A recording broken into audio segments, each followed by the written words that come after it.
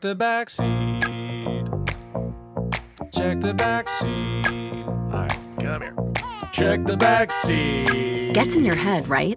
Good. Because every year, dozens of children are forgotten in the backseat of a car by a parent or caregiver. All never thought it could happen to them. But with Check the changes in back routines, seat. distractions, or a sleeping child, it can happen to anyone. Parked cars get hot, fast, and can be Check the deadly. back So get it in your seat. head. Check the back seat. Oh, I missed it. A message from NHTSA and the Ad Council.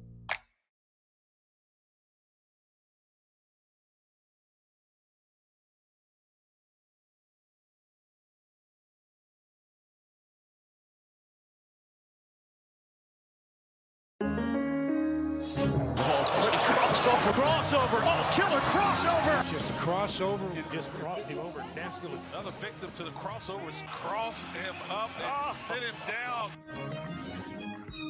Time for the crossover, powered by Everlevel Concrete Repair in Omaha at everlevelconcrete.com. Hello. John, Hi. thank you for that rendition of a great, great song. Yeah, it's very catchy. It's got a great message, one that we really, really, really need to follow. Really need to follow. Always. Especially, the weather's going to get just this weekend. Yeah, it is. Though I noticed that it's going to go skyrocketing up and then it's going to come back down to earth. Really? Yeah, it's only a couple I haven't days. checked. It's Like not through Monday, I It's think. not as bad as like weather that we have had in the past where it's like a week long. This is only a few days long. Is it possible that our summer could mirror our winter? Oh, where it was only horrible for like a tiny bit of time. And it the only rest of snows like twice? The rest of it's Yes, fairly mild. Yes, Nick, it only snows twice. I mean, it's possible. It sure is. I mean, we had a pretty good heat wave during the College World Series, as is tradition. Yes. And Especially but at it was the short. end. It was a short spurt. It was just the very end, right? It was the last few days. Yes. Yeah. And then we're going into a short going into spurt another right one. now. Yeah, for sure. I think we're probably Spurt due boys. one or two more before maybe this gives us, maybe it's warm through like October now. We don't, there'll be snow in the Panhandle in September, of course, as there always Oh is. man, I hate when those tweets pop up. Me It's like, too. I don't care. Hashtag snow in the Panhandle. Just don't care. I don't either. It's like if it snows in not- Utah. John, do you care if it snows in Utah? It's not our climate. It doesn't bother me. It's not near us. Yeah, I don't need to see it's all not these. coming our way. Don't need to see all the videos. Keep them away from me. Well, wait a minute. What if it's in something unusual? Like snow? Snow No, in just- September in the Panhandle, Yeah. it's totally normal. Yeah, it actually Well, I don't is know. very- It's not that normal. Totally They do it because it bothers us eastern Nebraska folk because we're not prepared for the snow yet. But guess what? We don't have to deal with it yet. Oh, no. Exactly. We're in Well, but I mean, Omaha. if something unusual happens, what's the difference between that and any other unusual weather anomalies that happen anywhere that people are just like? Is this an curious anomaly, though? It seems very No, on it's very brand. normal. Yeah. Well, but I don't know how People in normal it is. but they know that people in Omaha will be like, the snow is coming, but it's actually not. Yeah. And then you say Omadome, and then certain weather people get so Very mad. angry. But isn't that? Don't you say that. But isn't that on? Well, first of all, the whole Omadome Link Dome thing is stupid. Of course it is. Yes. But you don't have to get actually mad about It's it. a bit. Yeah. Everyone knows it's a bit, except for the weather people. What's up? Yeah, John, are you on a weather person's side? Are you on I've always been on the weather It's person's like when side. Nick takes the FM side. John's on the weather person's message boards defending them. Oh. No. They're too busy. They're scanning the weather. Busy. By the way, scanning the weather today, we have something new. We're not going to get caught blindsided again on this program. That's good. Last Friday we got caught blindsided on this program. Not this one, though? So Well, we were actually off the air. So every Friday You weren't even on the air. we're going to activate the rumor seeking radar news dump 6900. Nice. And what's it sound like? Well, Nick, can you activate let's do a sweep. Let Let's do me a quick radar sweep. hit here. this button. Sorry, Yep. I have to pull out the manual. Yeah. Pull the lever first, then hit the button. Here we go. Okay.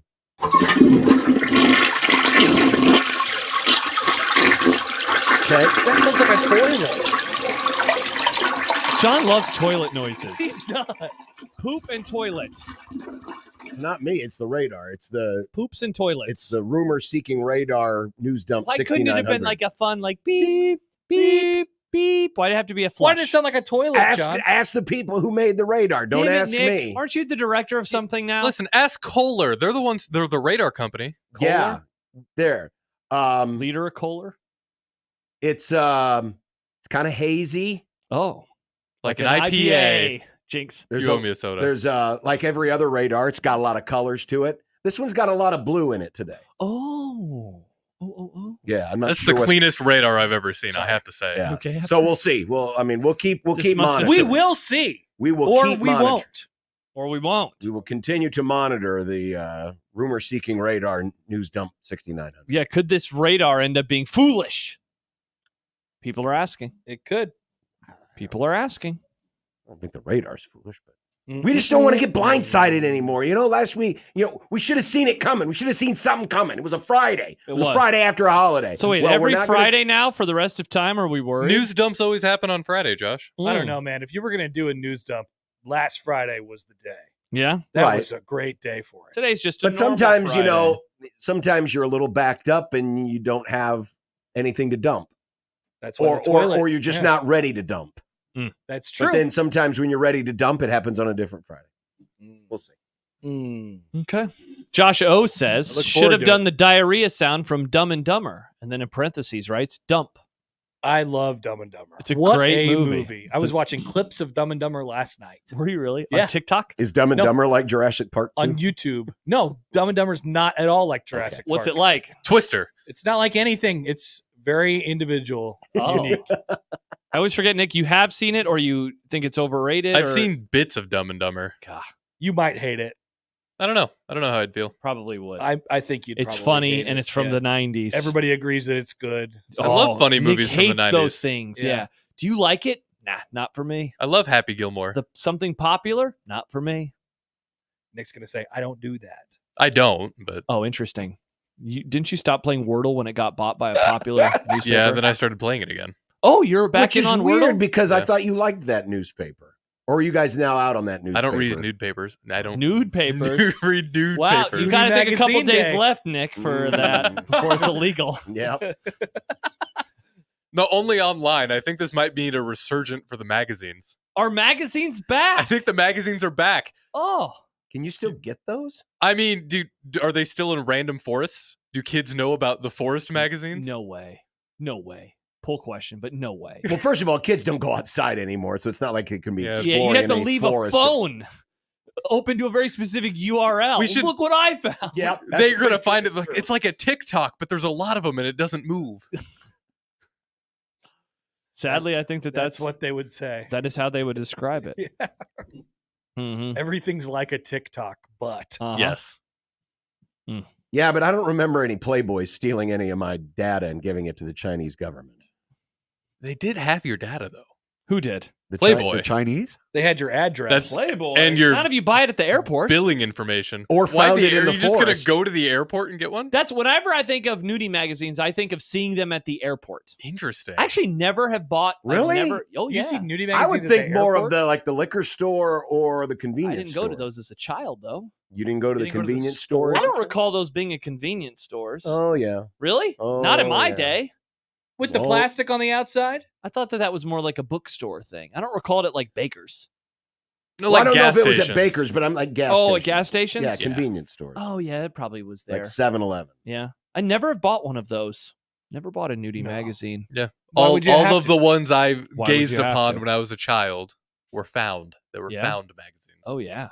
Mhm. You found them. Mhm. Wow. Thanks to the fifth graders. I found a stash. Nice. That's awesome. What an exciting young moment. That was right before smartphones were a thing too. So it was like I went from that to I had the full experience of a millennial and a Gen Zer, just Hmm. compounded. Handshake meme. Because then I got an iPod. Hopefully you and it's washed like, your hands You don't first. need this anymore. Of course. Or you handshake iPod. Yeah. You You got didn't the have an iPod iPod? Touch. You can't put that on your iPod. You could. You could. Remember there was the iPod Photo. That came out. That was a thing. Really? There was an iPod photo? Yeah, it was just the same as an iPod, but you could also have photos on it for some reason. There was nothing. I did it. I don't know why I had photos on Oh, I there. guess I think I had an iPod Scroll Touch. through. Oh, look at my girlfriend and me. There on was- my iPod. Nothing more game changing to a teenage boy in 2009 than an iPod Touch. Oh, wow. Hmm. If you had access to Wow. Wi-Fi, yes. Wow, Nick. Seems like But a that's the projection. modern age. It is the modern age. It's very modern. iPod touches. Mike writes, in Crime Town about 3 or 4 years ago, I found a whole pile of those magazines next to a bike trail under 27th Street. I did not touch them. Probably smart. My grandmother, Biohazard. years ago, hold on. Yeah. She was cleaning out the upstairs of their house, and there was just a pile of like car magazines and stuff. She's like, "Oh, you want to go through those?" One of those magazines was not a car magazine. Awesome. It was from 1972, I believe. Oh, John, you love the 70s. Mm-hmm. Did you know that it was possible that? What are you gonna say? Go ahead, John. Hey, Daddy's home. Well, did you think that? Oh no, Nick, you found yourself in a hairy situation. Yes, I did. I wanted him to say it. You did find yourself in a hairy. I just wanted. I was to just see trying how to John figure would do out a this. way to kind of pointy too. You know? Yes. Uh-huh. kind of pointy. Nice. Yeah. I like that. Well played, Happer. Just saying. Mm-hmm. Did it shock you? No, because I understand how different eras were. Oh, John, I wasn't like a closeted child. he's not a Mormon. I grew up with the internet, John. I know how things work. Yeah, he's not. He's not living on a farm I mean, I was, but without the access to internet. I did have the internet. Okay. Yeah. I'm just curious. How good was your internet? My dad had dial-up up until, no joke, 3 years ago. What? My mom had satellite up until she moved into town a year ago. Satellite internet? Yeah. I don't Better know. than dial-up, Starlink? but not great. I was Sad gonna thing say, I about don't the know. dial-up HughesNet. is it would start to scan the picture and it would always stop right before the. Oh, I know. My dad, Can't you load? he just wouldn't, he would refuse to. And then again, up until a couple years ago, he's like, okay, I'll get better internet. Nice. That was just a choice. Because at one point he's like, he swore that his internet was faster because nobody was using dial-up and he lived on a hill. So of course it was faster. Because he was the only I think the one. hill thing might have been a joke, but I do think he believed that nobody else was using it. Pedro texts in, hi guys, I remember when they showed an ankle in a magazine, then the knee, wowzer. Strangely enough, that was a thing once upon a time. It Oh my was. God, she's showing ankle.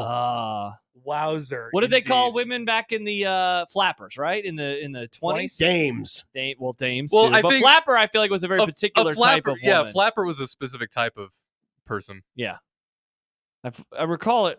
I think was, that's like the we enjoy nights on the town. like the women who like to go out and party. Subculture of young Western women prominent in the First World War during the 20s who wore short skirts. Knee height were considered short during that period. Bobbed their hair, listened to jazz, and flaunted their disdain for prevailing codes of decent behavior. I can't believe that they would do that. Flappers were seen as brash for wearing excessive makeup, drinking alcohol, smoking in public, driving automobiles, treating sex in a casual manner, and otherwise flouting social and sexual norms. Modern day flapper is just It's a person. It's just a person. This that is exists. yes, in 2024, that's just a person. This is just a person. Yeah. What is- Though we don't smoke as much anymore. We don't. Yeah. That's all about vaping and Ugh. pouches. People do love vaping, and pouches. Vaping and pouches. Nick, you could start a podcast called Vaping and Pouches. could. Yeah. it would just be like life. You Yeah. know, everybody's doing it. Mhm. Would Vaping be. and pouching. Vaping. We could. There could be a segment. Do I have a pouch in? You'll never know. Oh. True. Yes or no. So if you had like advanced it, what are the people today that would have been viewed as a flapper in that time? You know, What's the modern day flapper? yes. Yes. I don't know if you've seen the internet lately, but I don't think anything is Nothing's shamed crazy and anymore? nothing's crazy anymore. There's a lot of I crazy. don't know. What do we shame? I just saw. I mean, people just saw a shame video furries. today of a naked guy Oh. saving another guy from being blowtorched. What? I Oh, saw yeah. I On the saw street a in picture of San the guy Francisco. peeing on the plane. I Yeah. saw that. I didn't. Yeah. Blowtorch?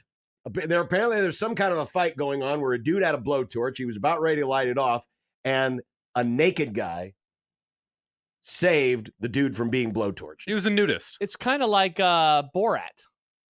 Remember, there's the whole scene where they're Yeah. fighting naked. Yeah. Wow. So I think we've. I don't know if we have any more social norms anymore. What do we shame now? Furries. I said So that earlier. furries. I don't know if furries are the new flappers though. There are a couple of religions that I think people are happy to make fun of. Scientology. True. There is nobody cares about making fun of Scientologists. There is no concern That's about true. that. Though I guess I saw one person defend them one time on Facebook. That's weird. Are they okay? Are they still with us? Oh yeah, this person. Yeah. Oh yeah. Might I be hope in the they didn't building get right lost now, in the Nick. sauce. Literally Oh. might be in the building right now. Oh. Yeah. Wow. Yeah. Mm. But yeah. So I think we're allowed to make fun. I make fun of Scientologists. Yeah, you should. Yeah, it's just It's a fake religion. it is. It's a science fiction story. That The might- guy was a science fiction writer. From Nebraska. Yep, famously. That might be a Western parallel. Nebraska. Western Nebraska. L. Ron Hubbard was just a crappy sci-fi author who's like, let's make a religion. Scientologists, handshake meme, flappers. Interesting. Things that we make fun of. Strangely, though, I don't think they would have agreed on a lot of stuff. I definitely not. I highly recommend. It's called Going Clear. It's a documentary about Scientology. Incredible. It's like 2 hours. It's on HBO. Very much. Did you ever recommend. watch the Leah Remini? Is that how you pronounce her name? Remini, yes. Remini. Her series about Scientology. No, I did not. Was it good? Yeah, like she got very out. interested. I only She- watched she- King of Queens. She escaped. from it. Nice. Oh, her. Yeah. Yeah. I'm very interested in Scientology. Not joining it, but just, I'm sure that's what Miss a lot of people Scavage's say. wife. She's been gone for many years. Yeah, what What's happened? going on with her? Many people who run cults like to look and admire other No, cults. not admire, John. Research, but not for their purposes. Research. He's just observing. Hey, how are you guys getting away with that? That's a great question about Miss Scavage, though. And your cult. Not my cult. You're My clearly cult, getting away with the it. football cult, the cult of loving Americana, tackle football. Well, yes, murder. There are some people in people have died. our It's true. society that love murder. Some people come have back died. to life. Shout out to DeMar Hamlin.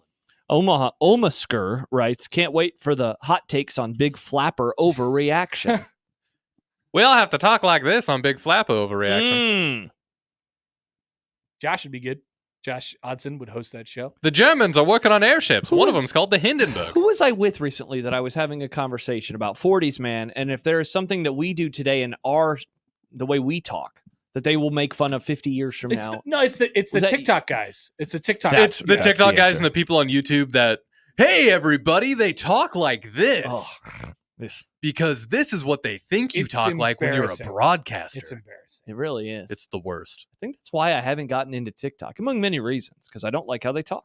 It's funny because we do sports talk radio, but we talk so normal. Yeah, I think so. you're supposed to. That's how radio works. They Yeah. teach you talk normal. I don't know. If you look at the other radio, Hey, listen, I'll tell you what. If there's anybody who talks normal, it's me.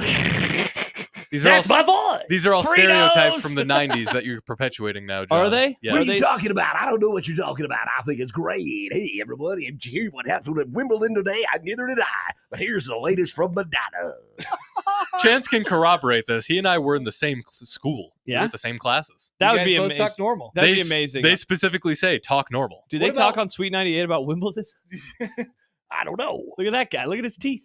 What did they teach you about doing vlogs, Nick? Because that's a different voice. Nothing. Obviously. They didn't teach us anything about doing vlogs, which is why I do the voice. So your natural inclination was to talk the way you talked in the vlog, but you've been taught to talk normal. on Very radio. interesting. No, that is- I am not going here. I'm that not was touching vlog this. voice. That Not is a touching thing, this. though. That was in those classes, a lot of people, it's something if you have something in front of your face, you're just going to talk in a kind of broadcast way. They had to train you to talk normal into a microphone. That's a reminder that you can subscribe to 1620, the email People today. forget. Nick has edited all of the vlogs together as one giant vlog. A mega vlog. Yeah, it's like when you What is it? combine. Is it still a vlog then? Yeah, it's still it Just just big means vlog. video blog. Vlogs don't have to be short. Yeah, exactly. I thought there was an implication that there needed to be some brevity because of the implication. to the There- vlog. There doesn't have to be. A Happer and I lot watched of one the other. long vlogs. Happer and I watched one the other morning where it was 25 minutes of guys driving to the place. That So the should vlog we was be about. calling it Kent's Vlog Club? No, they're No, movies. because we're talking about movies. Well, but I mean, anything that's on video. It's a video log. John, what are you That's talking what a vlog is. I'm John. trying. He's It's like a asking journal. questions. It's like a journal, but it's a video journal. It's like a blog. could call I it a always thought it vernal. was like a blog. It's Video a video blog, blog. yeah. That's what I always figured it was short for. It's like it's a diary for all Yes. intents and purposes. Mm. Yes. That's what a blog is, right? It's just 1620 an the email. Yeah. electronic 1620 diary. email. 1620 Subscribe email. today. Do that. Yeah. Subscribe today. Subscribe today. Yeah. Subscribe today. Got a text. Can't read that one. What? A little funny. A little funny. A little funny. Can't read it though. Was this another secret list item? No, it's not related to the secret list. Get the ostrich eggs. Mm. Yeah. Good. Yeah. Don't need any Joel takes writes about that. Nick's shopping was definitely very normal, very cool. Yeah. Well, that was for a commercial. They note specifically said, "Get excited about Sarpy County," and I was. And you are. You can do all sorts of things. in the Clearly. summer. Like shopping, pool, brew pub, wineries, Wow, I love all those things. Fun sports action. the Omaha Storm Chasers, Sports action. sports action. Sports action. Woo! I know. We got that at Wimbledon. Look at that action. Lorenzo Musetti. Oh, it's called the Gentleman's. Mussolini lost? It only took him 2 hours and 48 minutes to lose in straight sets. Yikes. Hey, at least he was Yeah, close. you know what? He's the Scott Frost of Wimbledon. Thank you. Yeah. That's a great question. We need pace of play in tennis. There's no reason a 3-set sweep should go 2 hours and 48 minutes. That's a long damn time. We need a serve clock. A serve clock. Very good. No more of this dancing around and lollygagging around and Golf. and doing the funky thing where you tuck your tennis balls inside of the, you know how they wrap the Pocket? tennis balls inside the leg of their shorts. Oh, they do? That's not in their pocket? I mean, it's in their pocket, but they have to wrap it so it doesn't flop. Oh, yeah, so it around. doesn't. Yeah, with their Floppy, compression shorts. floppy. Flippy floppy. Hello, flippy flop. And my flippy floppies. Yeah, Understandable, We need yeah. pace of play in tennis. Yes. Yeah. Take of Badly. the day.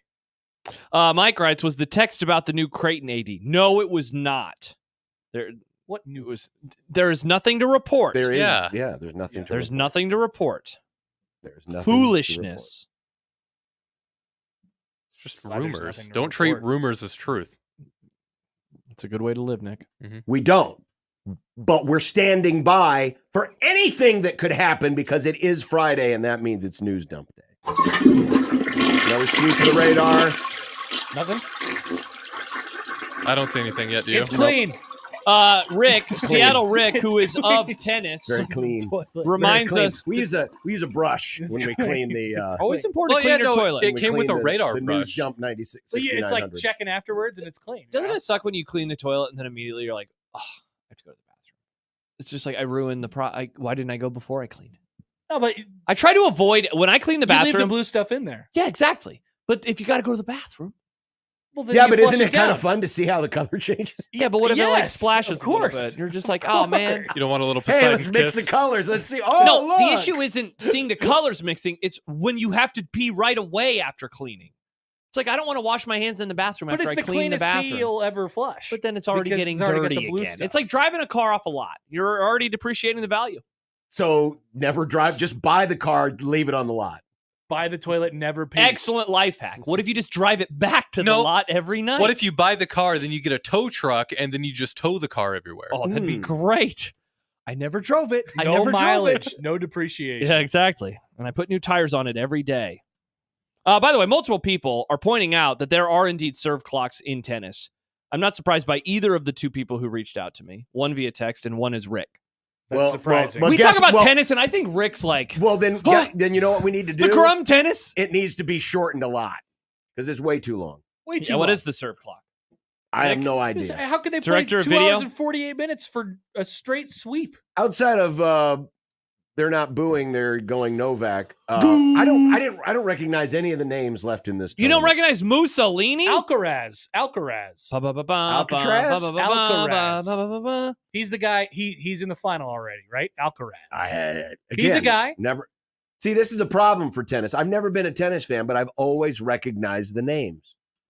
Outside Serena Williams, outside Venus of- Williams, Well, what's they're his- retired. Roger Federer, Nadal? Pete Retired. Sampras. Sampras. Sampras. Sampsis. Sampras. Swimmy, Swami. Pete Sepsis. Samsonite. Slappy. Started with an S, though. I knew it started with It's an 25 S. seconds. Yeah. Okay. I was going to ask if it's Wow, the ATP that's tour. I mean, they That's only longer give you than the 18 pitch clock. seconds But- in Major League Baseball to pitch. That's BS. From ESPN on April the 3rd of this year, ATP to test 15-second serve clock Oh. for doubles matches. well, guess Way what? to Oh, play. for Pitino. doubles matches. Rick Pitino. Andre Agassi, says Tony. Yeah, that's a tennis. That's a tennis guy. John McEnroe. Also, Tony points out that the YouTuber Bordeaux has announced that his first college football 25 rebuild is Nebraska, to which Mike says, that is our Friday news dump. Mm. How cool is that, John? Oh, wait. This is the guy. YouTuber. Are we really talking about this? That guy? Is he bad? I'm more of a not the expert guy. He's been doing so many tweets about who he will pick to play with on the video game. Mhm. And he's picked Nebraska? Apparently, yeah. yes. Yeah. It was narrowed down between So, Nebraska. Nick, you're and- paying attention to this. It keeps I don't popping up on listen my to it very timeline. much, but I mean, No, I'm excited. it keeps popping up on my timeline because I follow another guy on YouTube who does a similar thing, but I like his content way better. But because it's similar, and that's how the For You works on Twitter. So Very cool. the video game paid this Bordeaux guy. No, I don't think so. I mean, definitely, right? Like, definitely. They paid him, and then he's done all this content about the game, and people have engaged with it. 100%. He got an NIL deal with the video game, guaranteed. Okay, well, either way. So to hell with him. We don't like him. I'm just saying, why would we care what that guy does with a video game? I don't know. I just was reading comments. He's pretty big on the college football YouTube space, so I think that person thought that we would care. Dave writes, farm that engagement, Bordeaux. He did. And Odson writes, who uses the For You tab on Twitter? Me and John. Yep. I did. Whoa. Do not be knocking it, man. I get good stuff. Oh, the off For of You it. tab is great. I like it. I go there to get my random graphics of the day. There's always a graphic. Yes, there's always a good graphic. There's always a John knows. Is that where you get all your graphics, John? I mean, not all of them, but some of them. Let's see if I My can buddy pull up a K graphic right Ford. now. How do you Oh, think yeah, I that discovered guy. my buddy Bart? Yeah. Was it on the Ba- For You? Official You. Bart, verified Bart. It's unreal that Bart won't respond to Nick's copious messages. Did you Yeah. tweet at him? You down? Yeah, and didn't you email him too? I did. You Hey, emailed lawyer him. boy, come on our show. Now, the first time you just tried to email him, right? You didn't know he was on Twitter. You didn't think he was on Twitter. He is on Twitter. No, I know. The first he time I tweeted at him. The you down was at on Twitter. Totally T-bomb. And then I sent him an email, and then I even went as far as to go to the message boards on his website because he was actively lawyer, replying to right? messages. Yeah. Not his lawyer website, his Bart Torvik website. Bart. And he just ignored me. Torvik. But I was checking every day too. Yeah? To see if he responded to me. He didn't. Jerk. I don't He's a see any graphics out there right He's now. a monster. Bart Torvik? He could have been a friend of the Grum and said he's our enemy. Also, people are freaking out about this this lady cop. Kamala? The lady this lady cop in Los Angeles, maybe. Oh, what'd she do? She just was herself, and people have enjoyed the fact that she was herself. Oh, I have not seen this. Oh yeah, people are liking that. Yeah? on Twitter right now. Yep. They're like, how do I get arrested? Oh, wow. Oh. One of those types of videos. Yeah. You can put the cuffs on me, miss. Mm. Her. Yeah. Oh, okay. Yep. People love when a woman wears sunglasses. Yes, that's Bold question. That's exactly what people are looking at. Nick Ba used to talk about this. Really? Oh yeah. How women wearing sunglasses. Yes, that's exactly where everyone's eyes went. I can't see it from here, John. I saw sunglasses. Well, trust me, if you There's saw more it than again, that. that's the first place your eyes would go. Okay. Definitely. So what was Nick's theory on sunglasses and women? That it was better with sunglasses? Yeah, that women wearing sunglasses. He had I think it was a comparison to something Husker related. It was. Of course, Nick always found a way to. He did. He was like Colin Cowherd, where He's he'd be very like, good at doing analogies. quarterbacks at Nebraska are like, and then he would compare it to something like Nick did that hot woman, a woman in sunglasses. Okay. Yeah, I don't remember the exact context. Maybe of we'll it. go back and find this, and we'll play it on the anniversary. 25th anniversary. Great idea. Oh, what an 1620 zone. idea. Fantastic idea. Good idea. Some of the Oh, best poll takes question. out There it is. Do people love it when a woman wears sunglasses? There you go. Glad that's out there. It's important. It's very, very, very, very important. Can't believe we don't have any day baseball to watch during We the have show. day golf. Yeah, we get to watch a bunch of old guys hit a Yeah. ball. Is this a senior tour? That guy's old. Yeah, he's old as hell, man. I'd rather Yeah. watch baseball where it's younger guys hitting a ball. Regular golf isn't on Oh until yeah, it's a 3:30. Champions Tour. Yep. This is the old guys. Look at me. Look at my hair. too hot out here. My handicap is a +6, like President Joe Biden's. Nice, Nick. Oh, it's Steve Stricker. I know that name. He's old enough to be on the old guys tour. Yeah. Oh yeah. Dang. He's been on there for a couple of years, I think. Dang. Yeah, 2019, I think, according to this graphic. One day you're young, and the next you're Steve Stricker.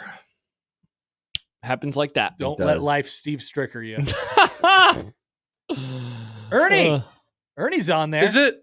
It's not pronounced Kulog, is it? Ernie's still got a sweet... That's what I'm asking. Oh, Ernie chipped in. Oh, almost. Yellow You can definitely ball. tell they're old because they're using the colored balls so that you can find them. I easier. like the yellow golf balls. Oh, I'm not against them. I think they're awesome. Trust I me, I love used to all- use the You orange get the ones. Pro V ones, the yellow Pro V ones. No, I don't like that. It throws me off. One time I got a blue ball Nice. and I played with it, and I was like, you can't Like find those, it. Those It's fluorescent way more. ones? No, The it was pink just ones? no. It was like yeah, kind of. I guess. I can't see those. Yeah. At least the yellow It pops. messes with my high balls where I Yeah. can't see them. So they're supposed to be like high res. You so lose you it. can find them easy, but it actually does the opposite. That's why I always use. use the orange ones. Yeah. I You use can the find white the orange ones. Nothing Yeah. is white. I think the bright yellow ones, the Pro V ones that they have that are yellow, those things pop. white is the lightest color of them all. It's true. Poll question: Is white the lightest color? what's a brighter color, yellow or Well, white? technically, it's not a color at all. It's I'm the white. absence I of thought no, color. wait. I thought that was black. black, yeah. Black is the absence Black, of yeah. color. Is black one of our colors? Of golf balls. That was a Bo quote. Oh, Bo Pelini once asked it. nice. Is Deep black cut. one of our colors? That's a deep cut. Mm. Okay. All right. All right. Well, That kind of just ran out of gas. yeah. I know. I'm sorry, guys. It's okay. Friday night, and I get really tired. Yeah. Oh, you're like the president. It's past your bedtime. Yeah, it happens. Lots of naps. Yes, I'm just like.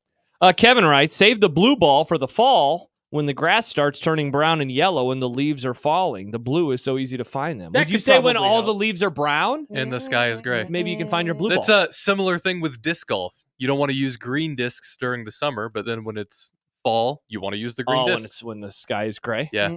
Or you can use pink discs. Those are pretty good for all arounder. Are they? Mhm. Joel writes, quoting me, once I had a blue ball and I played with it. Crumb out of context. Nice. Indeed. There should be a Grum out of context Twitter I account. thought we were going to change the 1620 Oh. text line to 1620 the zone out of context. Would you like me to? Yeah, I think we should do that. That'd Okay. be fun. I'll do Perfect. that right now. There we go. We saved America. Not that I'm the owner of that account. Bobby writes, I agree, Josh. Pro V1 yellows are legit. Plus, they Nope. have a little sparkle in them. Disagree. Big fan. I've never seen one. Have her need go to make buy it- a sleeve of Pro V1s. Do I need to make a new? How much are a sleeve of Pro V1s now? Probably $80. They're They're probably so expensive, John. I get my golf balls at Costco. It's great. Aren't those the ones that were supposed to be like rock Just- star and they banned them on the tour because they were too good? So $55. there's always the rumor that that For a Costco. sleeve of golf balls. well, a dozen. Oh. Yeah. For a dozen. God. There's always the rumor that the Costco balls are just like reskinned Pro V1s. Yes. But I don't know if that's actually. There's a few articles about them. and they also said that the Costco putters are like Scotty Camerons, but I also don't think that's true. Oh, that's fun. So do I need to make a new profile picture for the text line out of context Oh, Twitter good account? question. Yeah, I don't know. What should our new logo be, John? Ah, You don't have access to this, I do don't you? John No, would I- probably say a big toilet. Yes, a big John toilet. loves toilets. He does. I and do. radars. I mean, we wouldn't imagine what our lives would be like if we didn't have them. You know, the Romans had toilets. We'd be digging a lot of holes. That's true. We would also die. Or actually, for most people, it'd be too damn lazy. They would just leave it out in the You street. want dysentery, Josh? Happer. It's bad enough we have people who are pet owners who don't pick up after their pets. So Happer, change it first of all. No context, 1620 the zone, because that's what all Out of of the context or no no context? context. Okay. So, like, I'm looking at the college football one, and their picture is two refs pointing a first down one way, and one ref pointing a first down the other way. So maybe if you have a funny picture of people on the zone, that could be the new profile picture. John with mayonnaise on his face. John with boom, problem solved. Done. That's a great picture. We did it. Incredible picture. Good job, Can you send me everybody. the John with mayonnaise? Yes, happy to help. God, that was funny. Did you lose a bet? Yeah. Remember, because our boss, who wouldn't give me any points because he had no confidence in his team, the Rams lost to the Packers in the playoffs. Oh, the best Even- defense of all time if they would have won the Super Bowl. That team, right? Yes. Yeah. That picture is so The look of and you're wearing Say- a Packers hat. Either Mayo John or the one where John, it looks like he's in hyperspace. That's a really good one too. Happer, I'll give you that one as well if you'd like. Why not both? I'm going gonna to do a tweet. Hashtag new profile pic. Nice. Post Perfect. is posting every morning. Awesome. Done. At Zone Text Line still is the thing, though. It's still the handle, though. All good. I could change that, Nice. probably. Lowercase t in the. Lowercase t in the. In the zone? Look, the zone. The I zone. don't like The that. zone. Dude, I don't like that. you've been here for 2.5 years. Yeah? Yeah. So? I'm a stakeholder? You can only have opinions on the when you've been here for That's not true. 10 Nick, years. what do you think about the? I wish it was capitalized. It should be. Why don't we change that now? John, what do you think about the T and the? lowercase. I think it looks stupid that way. Poll question. Mm. I think that's a great logo. You know, we did have a meeting recently where there was talk of modernizing the logo. I got triggered. 1620 that the zone should is a proper noun. I think that's the modernization is we just change it to a capital T. If we change our logo, I'm going to be upset. Don't change logos. No, I Whoa, don't whoa, want whoa, whoa. Mr. I like Oregon and all their cool 95 different uniform But they have the combinations. same logo. It's a O. But then we can do a They've changed throwback. the logo. See, but then people will say, "Oh, I missed the old logo. It was better with the old logo." And then we can sell throwback merch. Also, could you bring back Kevin and Michael? Their show was way better than the current version of Unsportsmanlike Conduct. They were serious all the time. They do say that. They would do definitely say that. Yeah. They definitely do. And they definitely did not bag on the Huskers when they No, sucked. they were so pro They Bill were super Callahan. nice. Yeah. All right. Well, I'm happy the crossover continued. I like capital T the. Oh man, I also am do. I on I'm an keeping it island that over way, here? You're on Josh. the low T island. I'm not changing it. Lowercase Mike T writes the island. 1620 The Zone logo looks like the 1995 ESPN2 graphics. I actually like our logo. I'm great with I think our it's a logo. great logo. Yeah, it's a fine logo. It's been around for so long. Yeah, just keep it. All modern logos, they suck. They're They all boring. look the same. They look the same. Yeah. I don't want it to look the same as everything. Yeah, keep our logo the way it Just is. like I like the But make Unsportsmanlike the Conduct T logo. capitalized again. I don't know. I think our logo would look good. Like if we had, like, let's say, two giant golden arches. That'd be pretty cool. If we were McDonald's. We might get in trouble. Who? The moan. No, if we do, Okay, what if we honored morning Nick, who is Hello. famously afraid of peacocks? What if we just had like alternating peacock feathers? Oh, that'd be interesting. Remember when I figured out what the little jagged edge in the logo for NBC was? I was like, oh, it's a bird. What if our logo was just a big X? Took me years. Oh. That's a good idea. Happer's meme guy says Jan 6th in July. Storm the capital T. I can't wait till Jan 6th in July next year. Exciting. By the way, this is a good recommendation, not to change the profile pic again, but a text from the 402 said this should be the no context profile pics. And it was all of us with the stuff over our heads for For the taste test of Is that for jerky? yeah. Turkey Day. I forgot about that. Me too. Jerky Day and Ginger Ale Well, Day. that can be the background. The header. header. Oh, Happer, I'll The send that Send to it you. to me. I'll Thank make you, it the header. Texter. That's good. Well played. All right, we should probably go to break. We have a guest coming up in like 20 minutes. Oh, that's right. Yeah. Thank you, Nick. Good work. Thank Yeah. you, Nick. Good work. I'm here. Good job, Nick. All right, 1620 the zone.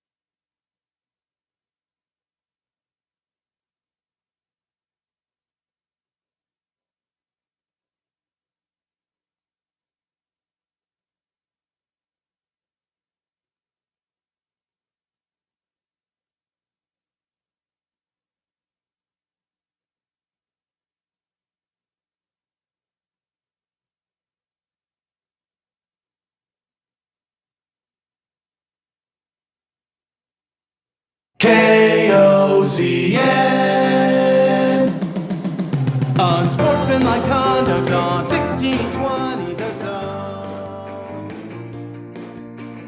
Husker Athletics, Creighton, and yes, UNO. Don't miss a moment, they'll give you your fix. They're on every day from 2 until 6. Spend your afternoons with John, Josh, and Nick.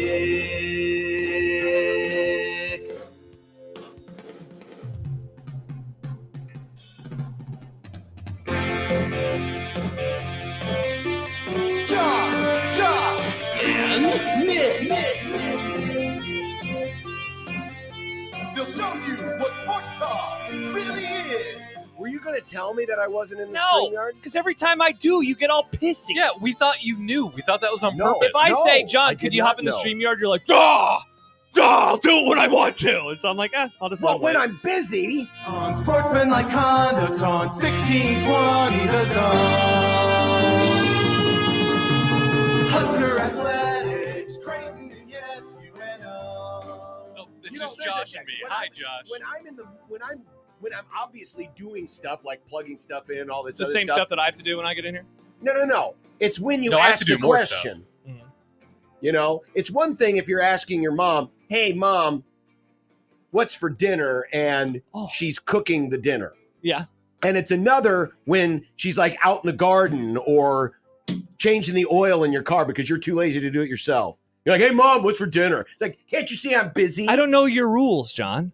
I've asked you It's- before in the various rules- states of the getting ready, rules and you are always common get sense. you always get Was mad. I getting ready the whole time we were doing the crossover? I've asked you before while we're on the air, and then you make fun of me for that. No. Yes. Again, you're not. Again, you're Yes. not Thank you. listening. Thank you, Nick. Again, you're not paying attention. Interesting. John, your rules do feel pretty arbitrary. We'll seriously be on the air, and I'll be like, "Hey, you're not in the StreamYard yet," and then you'd be like, "Ugh." So I just decided when I'm busy. no, when we're on the air and we're just chatting in the crossover. There have been times where I've been plugging in when I have been busy. I can't, You but can figure it out. It's when not I a was big just deal. sitting here. You can figure it out. I'm not going to yell at you. I'm waiting for you to join. It's fine. Oh, so you're not going to warn me the next time. You're not going to use your turn signal like the idiot lady. No, did I used my yesterday turn and signal. Tried to run me off Dodge Street yesterday. I used my turn signal. Well, you didn't use your turn signal here. John, we all have responsibilities. If you do it, cool. If not, I'm not going to get mad at you. Well, it's Hi, John. It's just it would have been a very nice, thing to do. Just a nice little courtesy. Yeah. That you could have said. Yeah. You could have said, something obviously was different. It was off. It was obviously disrupting the flow of the show. Mm-hmm. And you could have said something, Mhm. and you decided not to Mhm. because you're an irresponsible lout. Wow. This is weird. Can you mute that computer, please? Thank you, Nick. See? I didn't realize John needed his handheld about everything. I don't need my handheld. I just didn't realize it because You know who else needs his handheld? That guy in that plane? I was going with the person that we voted for 4 years ago. Yeah. Oh. That guy. That was pretty bad. John has turned into our own President B. Oh, no. Yeah.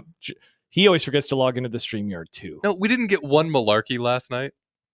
Oh, really? We didn't get a single malarkey. Yeah, I opened it up when I was walking Banks because it didn't start for an hour later than it was supposed to. Mm-hmm. So I opened it up when I was walking Banks and it was playing, and then it was on Twitter, and then it just like the app shut down, and I was like, I'm not going to reopen. Probably for the best. I'm not going to reopen it. Thank And you, so Elon. I went back to a podcast. Yeah. Did you listen to President B's speech at double speed? No, it was sadly at regular Oh. speed. It would have helped. Would it? I don't know. I mean, the pauses and awkwardness are like cut down in half. We should test this theory. Dude, I think, Nick, during a break, you need to like give us like 30 seconds of President B. President B last night, Okay. and then double speed it like Josh likes his podcast, And and see let's if see it if it sounds any sounds better. And then we might have given MSNBC an idea for how they can, hey, look, see, everything's fine. Nah, they're unlike Fox News, John. They're calling him out. They're doing some good stuff. I appreciate it. Fox isn't calling out President B. No, they want him to stay. They're like, no. He's doing a great job. Keep running. Yeah, because I it's mean, making President Wouldn't T you look write better. that? I mean, yeah, I I've been would. saying this for years. Jerry Jones, don't die. Oh, hey. Don't die. John. He's a man. When we don't want him to die. Oh, what? I just realized Nick, What? it's a Friday. It is. I mean, that's a fun shirt. That's Is fun it? enough. It's fun. Is that fun enough? Yeah, there's It's pinstripes. the Cubs reverse pinstripes. Yeah, I that's like fun it. enough. I What forgot. is Honestly, I going on? forgot. I didn't think about it. I also same. You accosted me last Friday. No. I just You yelled at me through StreamYard. did not. Nick, you I weren't did even no here. such thing. Nah, I felt yelled at. But you were also at home. I was. See, you were at home. And then I went to my closet. I knew It you was were nice. at. Similar to me not being on StreamYard, I was nice enough to let you know.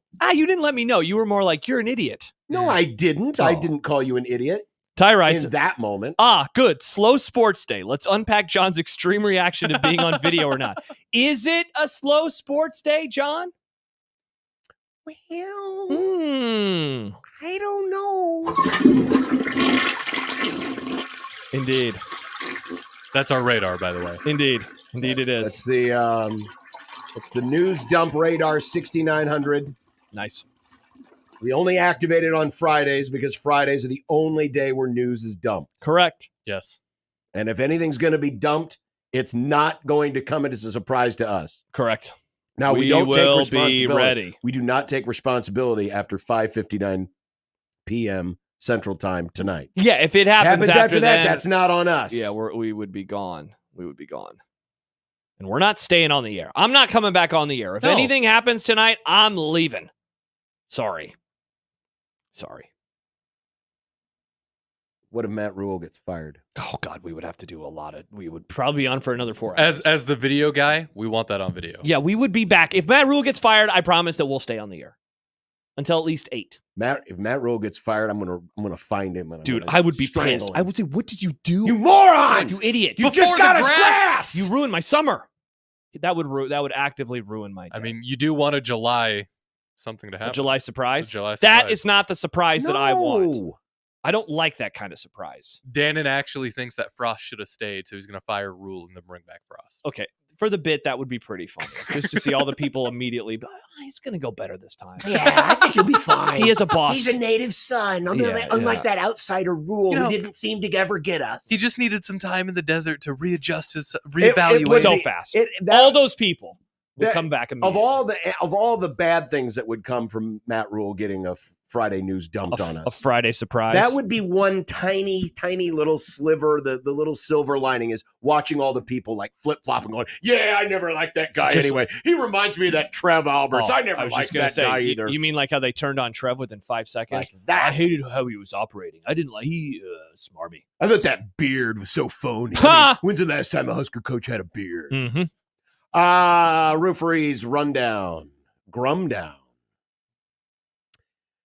Mr. Dannon. Dannon. Talking about roster sizes and grass. Nice. With our friend, Mitch Sherman. Evan Bland of Omaha.com will join us here in just a few minutes. Nice get, Nick. Thank you. Monty Kiffin, as we found out yesterday, passing away, the architect of defense. What a legend he was. Mm-hmm. Kent's Movie Club, Godzilla -1 in English. Nope. We will be in English. Yep. We are talking Oh, English. yes, we are in English. Yeah. Paul Skeens will start the All-Star game. I love Skeens. Is that why he didn't finish the no-no yesterday? Oh. And then the follow-up question. Are analytics turning away baseball fans? Interesting. Back to more of the importance of the Colorado game. I received multiple messages after the show yesterday about your takes. I'm curious to see. My take, did you accurately depict my takes? No, I didn't say anything. It was just a text from someone who was listening to the show and said, "What the hell was John smoking?" So there's a whole YouTube video about it. there is. Yes, but you but didn't it put was the period in front of his But it was name. very misleading. Was it? I didn't say the Colorado game wasn't important. As the tweet implied, I said it wasn't the most important. But if you take And out it's one of those certainly words, not Nebraska's Super Bowl. One Beer Friday and predictions.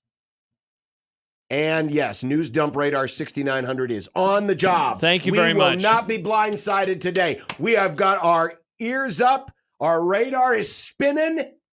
And we're keeping an eye out for any news dumps that happen on this Friday. Yeah, do we have there's a guest that we might be having, right? Is that guest for sure confirmed? Is that happening? Yes. Okay. Just confirmed. Before I had the graphic. Could edit the Grum down. Who's coming? That would be John Walker. But why? What's going on? Omaha.com. Is something happening? He usually covers Creighton, doesn't he? Oh. He does. Interesting. He does. We're previewing the soccer season. I got a few games on the docket that I'll be calling. I mean, if you want to ask soccer questions, you can. Maybe it'll be baseball questions. Do you have any Creighton baseball questions? No. I'd say, are you surprised, I guess, that the roster has turned out to be pretty okay? Well, let's just say that there's, the reason why we rolled the old radar out of the back storage unit was because, well, we'll talk to John about this. Jeff writes, time for the Creighton guy to say how this is actually a good thing for the school. Well, nothing's happened. That's true. Nothing Maybe that's the good thing. Has happened. If something happens, I will be the person who would probably say this might be a good thing for the school. I could say that. I could see myself saying those words, putting the words together to form a sentence, and then a paragraph. You mean when all those billions that everyone's been begging Warren to donate actually all go to Creighton? I thought he was doing that to Nebraska. He's doing it to Creighton. Is that what the news dump is? Warren Buffett has given Creighton $1 billion? Find out at 4:30. All right. That'll be the question to ask John. Hey, John without an H. I met John, by the way, at the College World Series. Oh, we should probably go. Isn't he a nice dude? Yeah, and his beard is awesome. Shout out to John and his beard. It's a great beard. Yeah. It's a great beard. Shows you can trust a guy with a beard. Yes, you can. Don't trust people who get rid of their beard because they think it looks scraggly. Yes, we can't. But trust people with a beautiful mustache. Hey, don't forget, if you are enjoying this weekend, and believe me, you're going to need some cold drink this weekend, make sure you hashtag One Beer Friday. Oh, baby. Send it to us. It's an old school One Beer Friday. Oh, baby. Send it to us so we can share the link and we can share the love wherever you are. You might be on vacation. You might be at home. You might be after a gas mow. Nice. You might just be standing outside your boat. Might be standing back and standing by. You're standing outside your boat? Does that mean you're swimming? Well, the boat could be on a trailer. Coming up next, Evan Bland of the Omaha World Herald, omaha.com. Let's do it. On 1620 The Zone.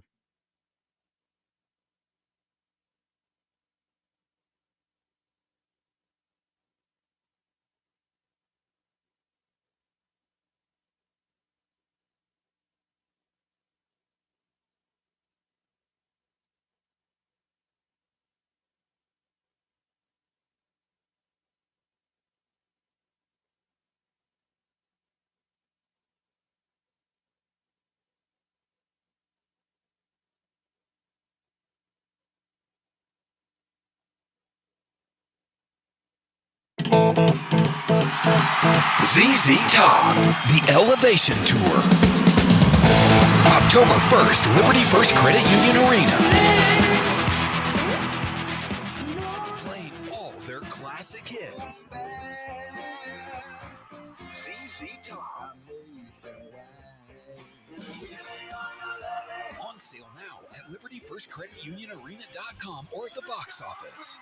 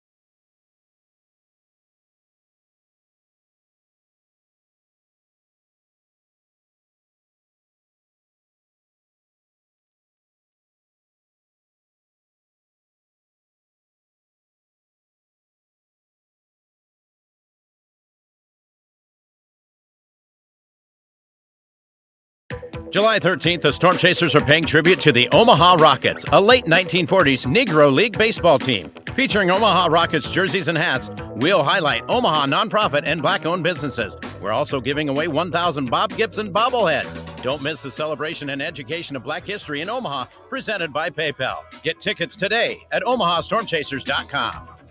Omaha Storm Chasers family. Everyone get on your feet, stir up the storm, we're family.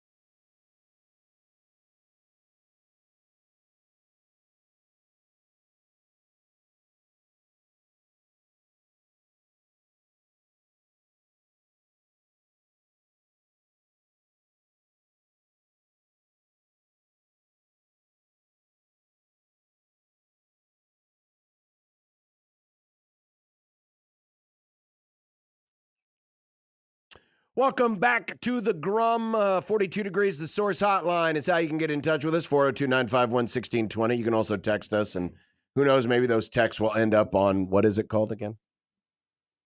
The no context. Oh, Thank no you. Context 1620. Yeah. Go follow our account, No Context 1620, which has texts and tweets and all sorts of fun stuff. Yeah.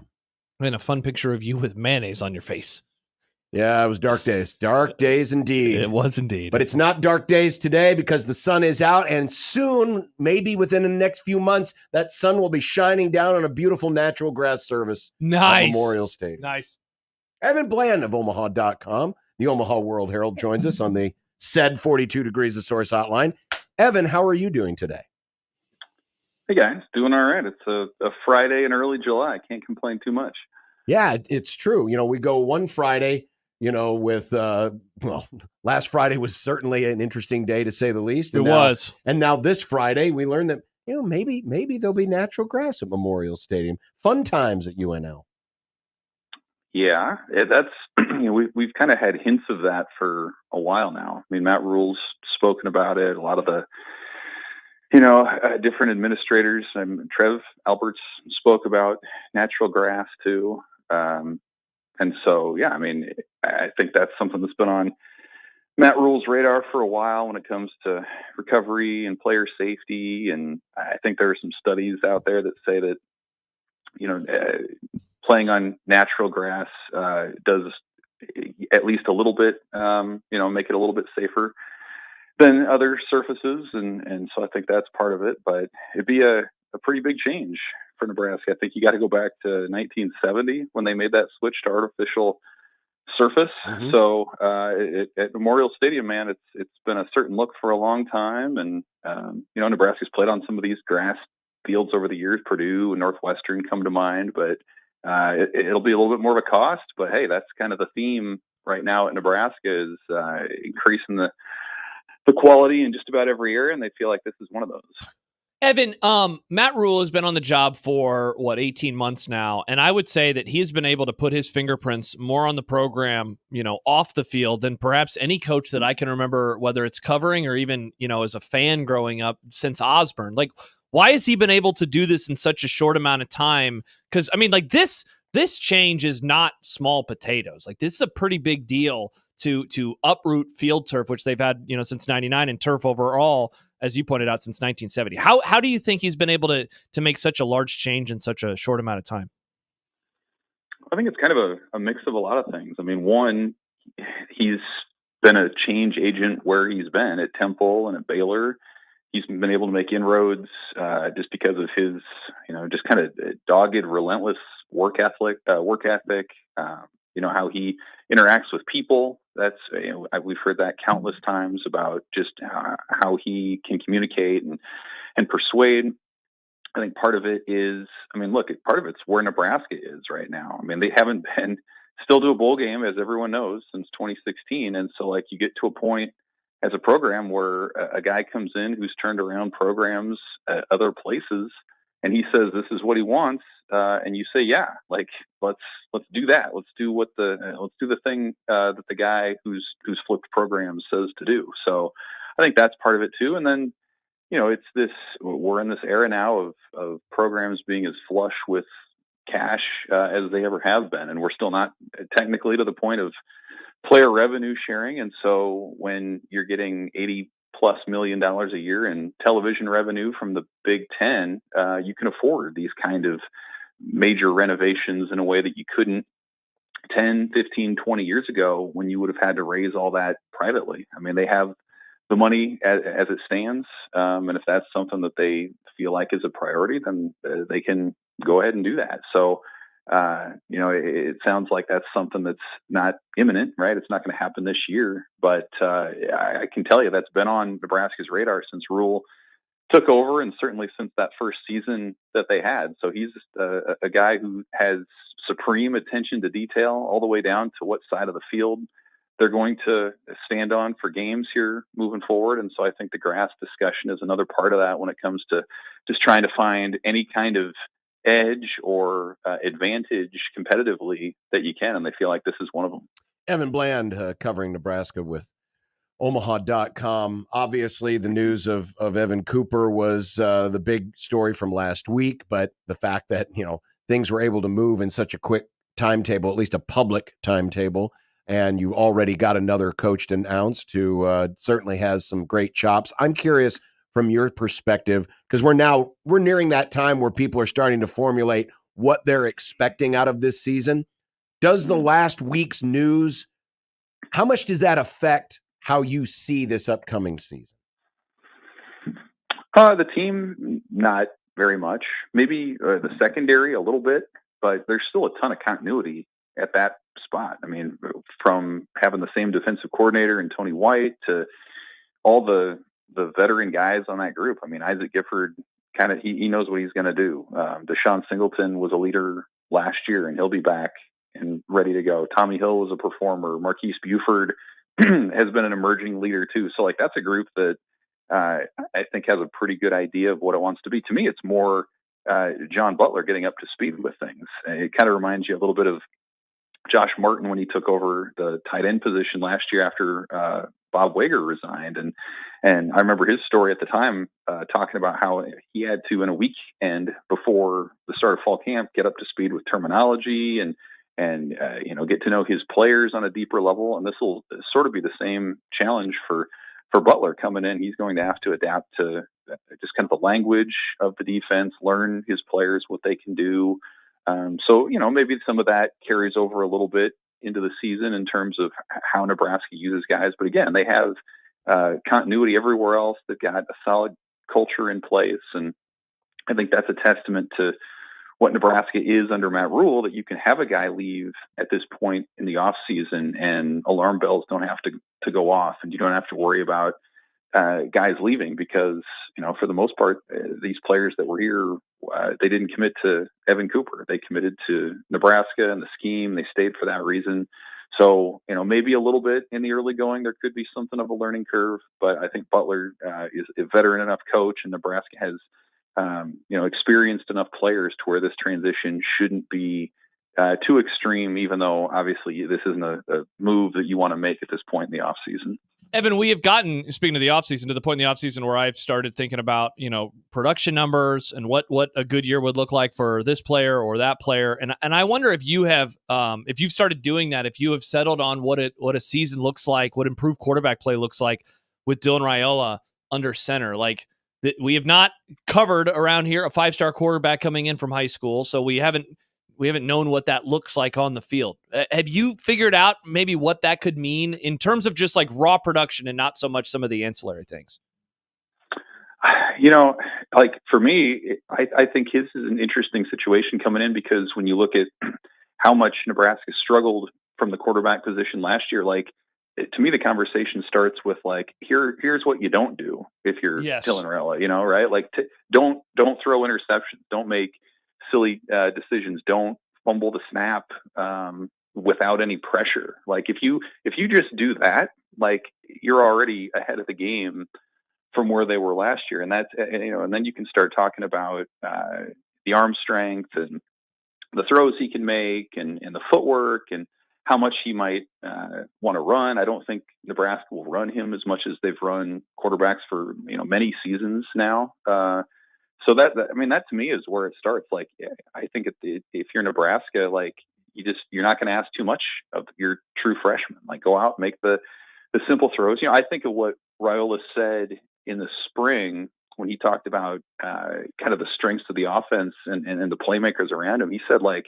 he felt good just within the scheme. Hey, let's make a bunch of 5-yard swing passes. Let's run a screenplay. Let's do some of the things that Nebraska has not been able to do with any consistency or efficiency in the last few years. Like if they can do that kind of stuff, and if they have the playmakers around him to get the ball in space and to make plays on their own, then I don't think you have to ask a whole heck of a lot from Dylan Raiola beyond being, sort of the game manager type or just keeping things under control. And then I think you add to that the fact that Nebraska's offensive line is as veteran as it's been in a long time. That's going to be a strength of this team.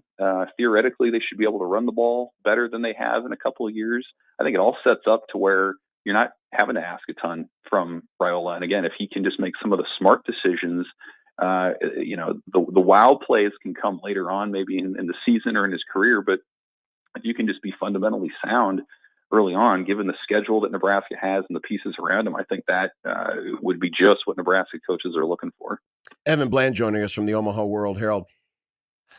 Obviously, if things don't go well, his value is he is the backup quarterback. But in a perfect world, what value can Nebraska get from Heinrich Haarberg this year? I think his versatility and ability to kind of bring a change up to the offense would maybe be his strength. And, maybe a few months ago that wouldn't have been the case given the depth that they had at that time. But the way that they've upgraded the quarterback room here, just even in the last couple of months, I think allows Nebraska to be a little bit more creative with him. I mean, this is still the coaching staff that, put Haarberg out wide in the Minnesota game in the opener last year where he caught a pass. And it's still the coaching staff where, Marcus Satterfield has praised Harburg for his ability to run hard and put a shoulder into guys. And I think if you're the number 2 or the number 3 quarterback, then that frees you up to do some of those things. Again, maybe he will be more of an H-back option at times. Maybe he'll be, an old school kind of wildcat choice or change up where, he's comfortable taking the ball and running and doing some of the things that we saw him do last year. So, I think Harburg in a lot of ways is still an unfinished product when you think about, last year was really his first year being a full-time quarterback, getting full-time reps at that position. So maybe he still has more of a ceiling even than what we know. I know he worked on his throwing mechanics in the off season, and another year in the offense can only help him. So I think he's kind of one of those guys who has a lot of outs in terms of ways he can help. He can be more of an experienced backup and maybe show improvement the way that he did last year, or maybe he can use some of his explosive athleticism that's among the best on the team to give that offense a different look too.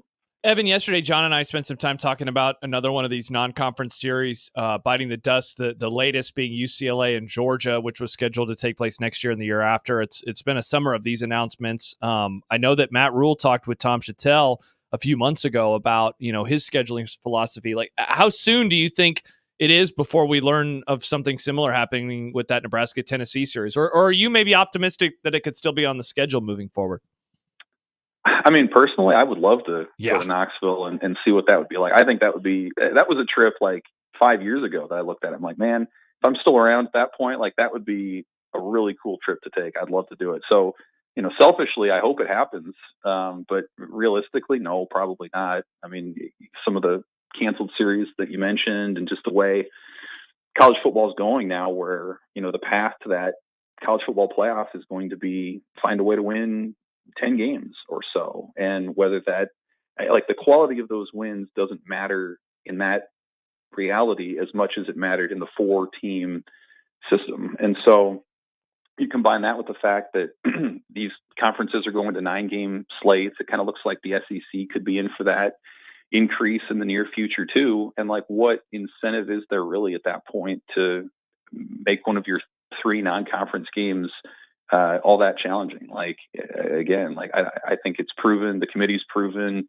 CFP results have proven, like it doesn't really matter the quality as much as just, did you win your games? And so if Nebraska can replace Tennessee, and if Tennessee can replace Nebraska with some, lower level FBS type opponents and get the home game and for 2 straight years, maybe, I think that makes a lot of sense for those programs. So as far as when it happens, who knows? I mean, it could be now. Nebraska's got a lot on its plate right now. Maybe that's something they do this month or as the season goes on. I don't know, but you would expect, or I would expect, unfortunately, that series probably won't end up happening because of just how much has changed since that thing was scheduled way back when.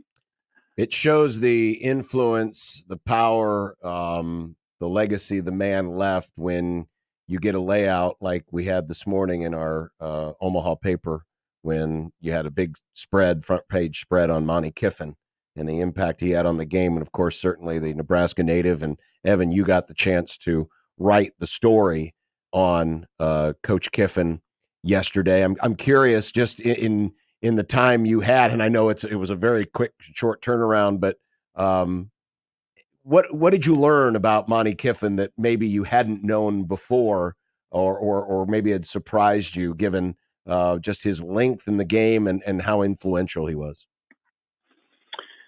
Yeah, I think just the way that his influence endured through, generations. Like, people again around here are going to remember him for being the defensive architect of some of Nebraska's best teams and being part of those championships in 70 and 71. But like, there's a whole, parts of the country that don't remember him for that at all. They remember him for what he did with Tampa 2, or for being, maybe the NC State head coach the way he was briefly, or what he did in the NFL, just raising pay standards as an assistant. I think all that plays into it.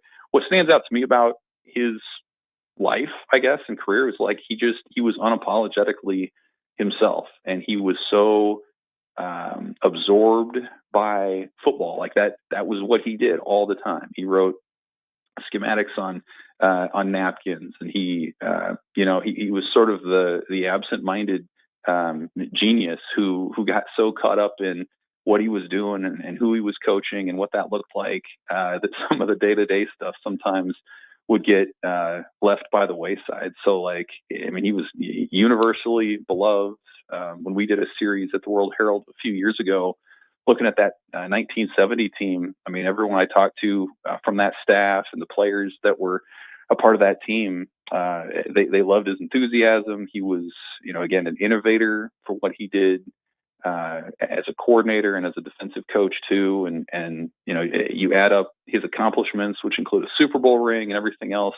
And it all started with a kid from Lexington, Nebraska, who, had a passion and followed it and was himself. And, what a cool legacy to leave behind for one of the great all-time coaches in Nebraska football history. Evan Bland, Omaha.com. Evan, we appreciate it. Thanks a lot. Enjoy your weekend. Hopefully, now we still have, news dumps sometimes happen after work hours. That's true. Just keep your radar up because you never know. You never know when another Friday news dump will happen.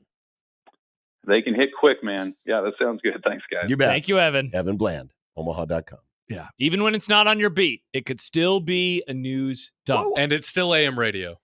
There's many things that could happen. Many things on many sides. Many things that could happen. Maybe the news dump, John, could be about schedule. Sam asks, what about the Cincinnati game at Lucas Oil or the OU series in 29 and 30? Are those at risk? I would say the Cincinnati game, not at risk. Year away. That one, in my opinion, is going to be played. It's a one-off. It's a neutral site game. Mm-hmm. No worries. The Oklahoma series, I think you should be worried about. I mean, how worried? Any non-conference Homelander series, is zapping it with his eyes, Nick. Any non-conference series between airplane? power conference teams right now is up for grabs as far as I'm concerned. Indeed. Based on the trend. Yeah. Doesn't mean they're all going to get canceled, but it's just like with a Friday news dump. You need to have your radar up. Gotta have the radar, You gotta John. have your radar up. Yes, let's do another sweep. Anything? Oh, no, John, I got something. No, what? I've got something big. There's been a lot of discussion about a certain powerful individual in our country over the last, 2 weeks? Remember 2 weeks ago? Remember that? Yeah. Mm-hmm. What about Nick Saban? Well, friend of the Grum, Kevin Nash, has put out a statement. Kevin Nash? Friend of the Grum. Big Daddy Cool? As each day passes, I feel dragged deeper into the abyss. Joe Biden was a fantastic president. Just as Tom Brady came to the realization no one beats Father Time, George Clooney is spot on. Our party is not a one-trick pony cult. Our bullpen is deep. Democracy is at stake. Damn it, when you've lost the NWO, you've lost America. The Wolfpack is no longer back. Or they kicked Biden out of the Wolfpack. Oh, no. You can get kicked out of the Wolfpack? Got kicked out of the Wolfpack. Now Biden's a lone wolf. Mm-hmm. Man, they just keep How about that drive-in? Haha. Inside him, there are two wolves. Well, One there you is go. sleepy, the other one mumbles. There you go. There's a You news say dump. the other mummy? Mumbles. Oh. Mumbles. There's another news dump. Another one bites the dust. What wrestlers will come out in support of Biden? He needs the wrestlers. Stone Cold, what do you think about this matter? As long as he hasn't lost the runners. I don't think Stone Cold's a Biden guy. I don't think so. Yeah. He's a big wino, though. What? He's a big wine guy. What? You didn't know that? I mean, he drinks out. He drinks. That was his character. Yeah, I know. Yeah. You didn't say but what he also like he likes. did. I wish But he did. also likes What? beer. I mean, he likes alcohol. He likes, Yeah.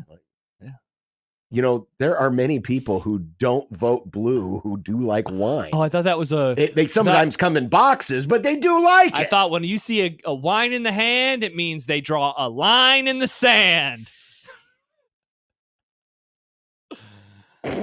I thought maybe I was wrong. Thought so too. Mm, I don't know. I'm not really sure. Yeah. More on the grass in the stadium and other things that Troy Dannon had to say, and Dannon still to come. Ken's Dannon. Movie Club. Oh, Godzilla -1. And I have my pick. And I've already watched it. I pulled a John Bishop. Oh, you did a John? Yes. I've already watched my next What pick. the hell? What? Yours is so far away. You never. Are you going to remember it by the time we talk about it? He's not Sleepy Joe. Yeah. John knows words. I and know he words can still and form can still sentences. talk. He doesn't and remember stuff. drive it. I can't. It's got to be your bull. Wow. Oh boy. We're all Oh falling boy. apart. Oh Have I boy. lost Kevin Nash It's too? Sleepy Josh. Have I lost Kevin Nash too? We have an extra cup here. And he needs something to drool in. What's your golf handicap? Not good. Biden would probably whoop my ass on the course. Ooh, wow. Well, if that's not a sign that you're deteriorating. Let's go run for a mile, Joe. I'd run faster than he. I think it would be really funny if, despite all of this, it turned out that Joe Biden was incredibly athletic. You think so? I think it would just be hilarious. I mean, yeah, sure, but yeah, it'd be way incredibly too old. hilarious. There's no way that's possible. Yeah. Have you seen him, Nick? Have you seen him on TV? Have you heard his words? I mean, the dude Malarkey. can barely walk. Yeah, he can barely do a lot of things. Again, Joe Biden, Ronald Reagan. I mean, he is reaching down right now to shake his hand. You know,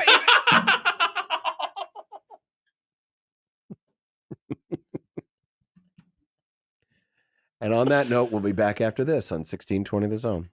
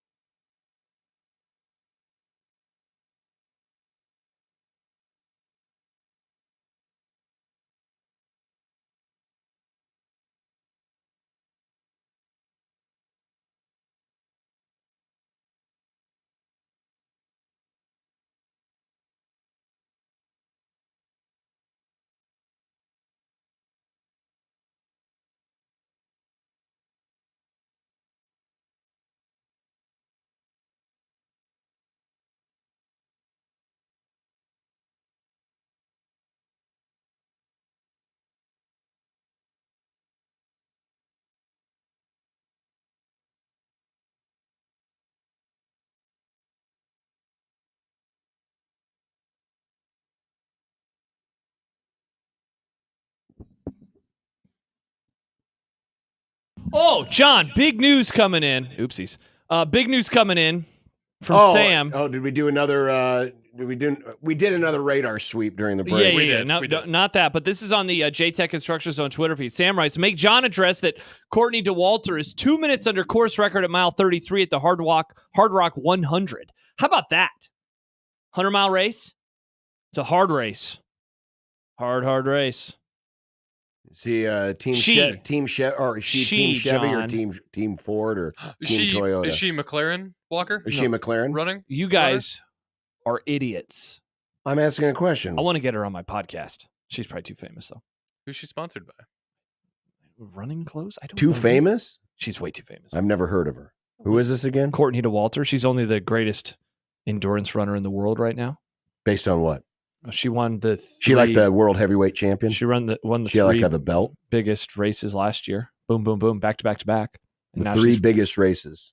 Yeah. She's not like a gold medalist. She has 617,000 followers on Instagram. Well, I don't care about that. It's a lot of followers, John. But she's good. She's like an Olympic person or something. They don't do the Olympics for ultra, sadly. Huh. Well, if they did, she'd win it.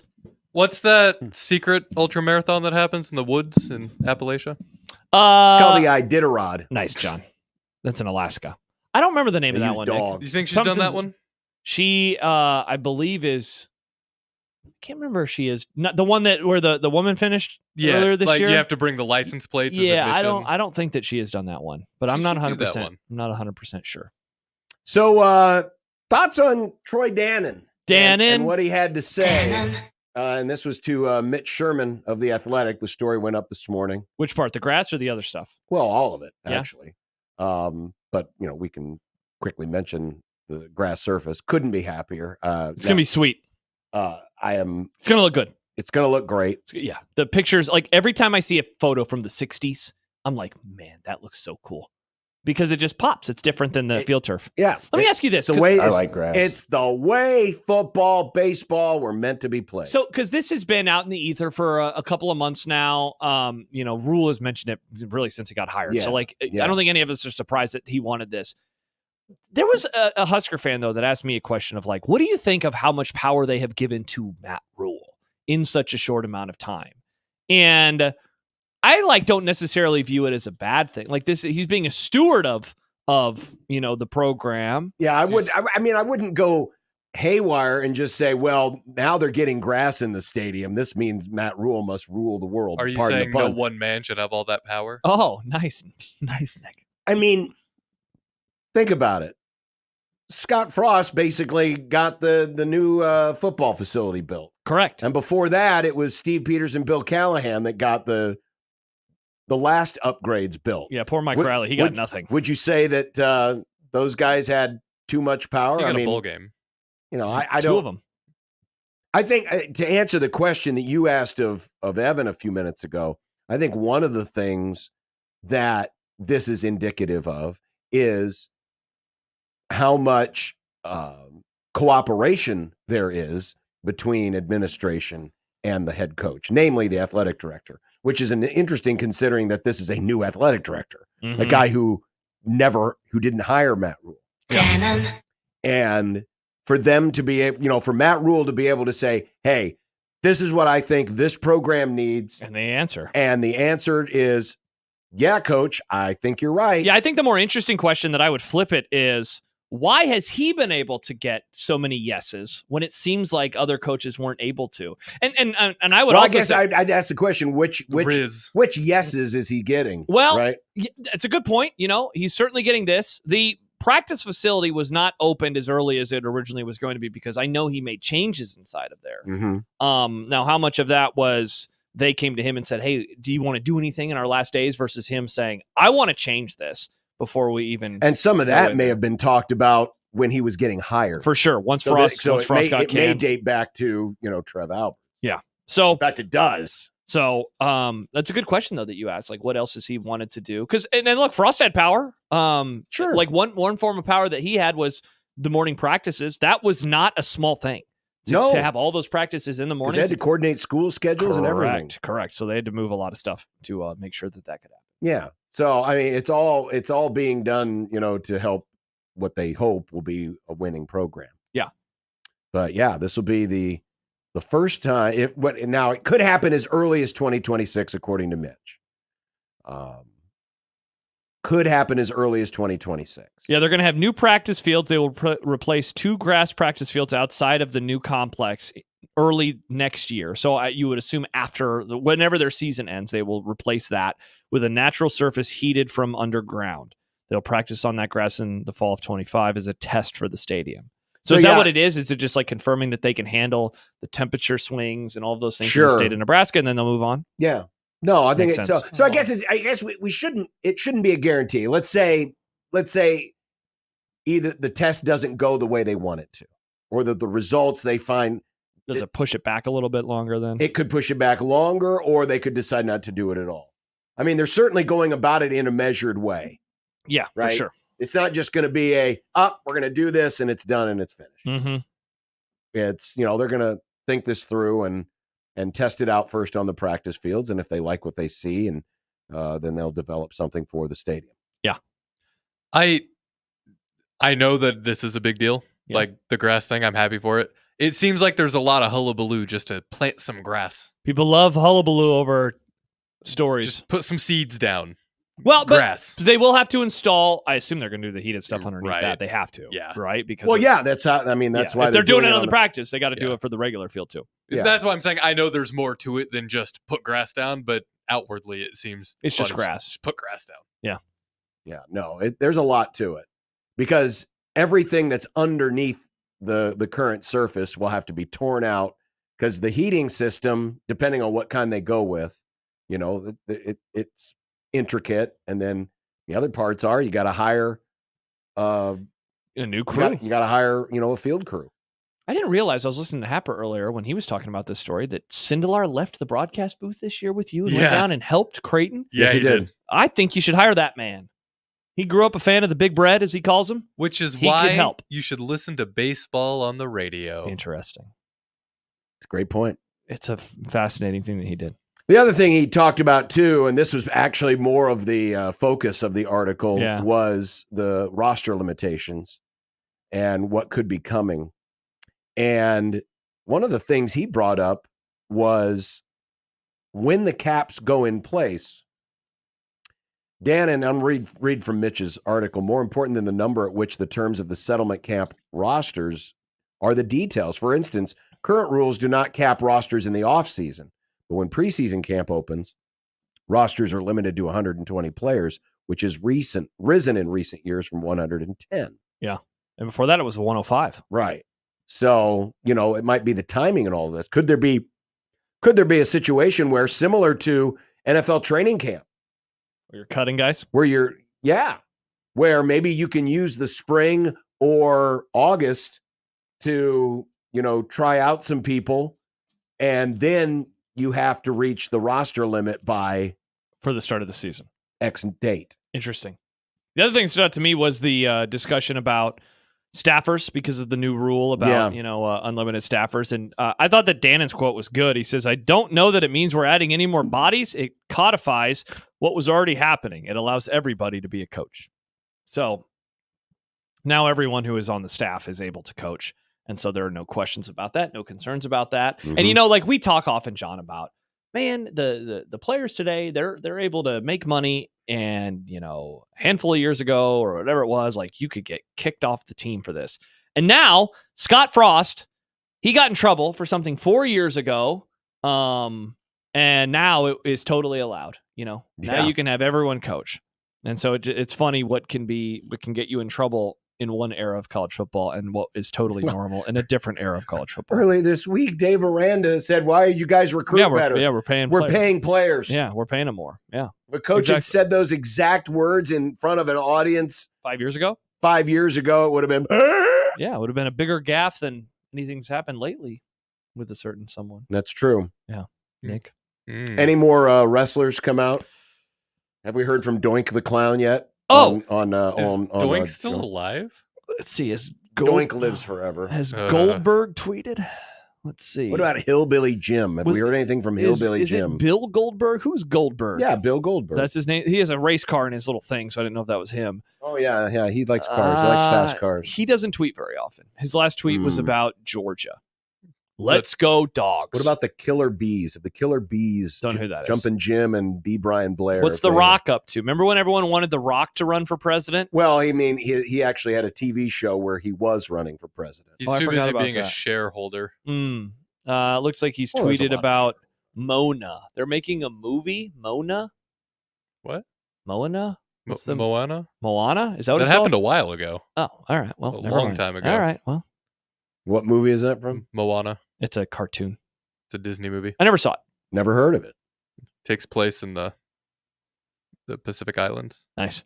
A lot of sharks there. Not a big fan.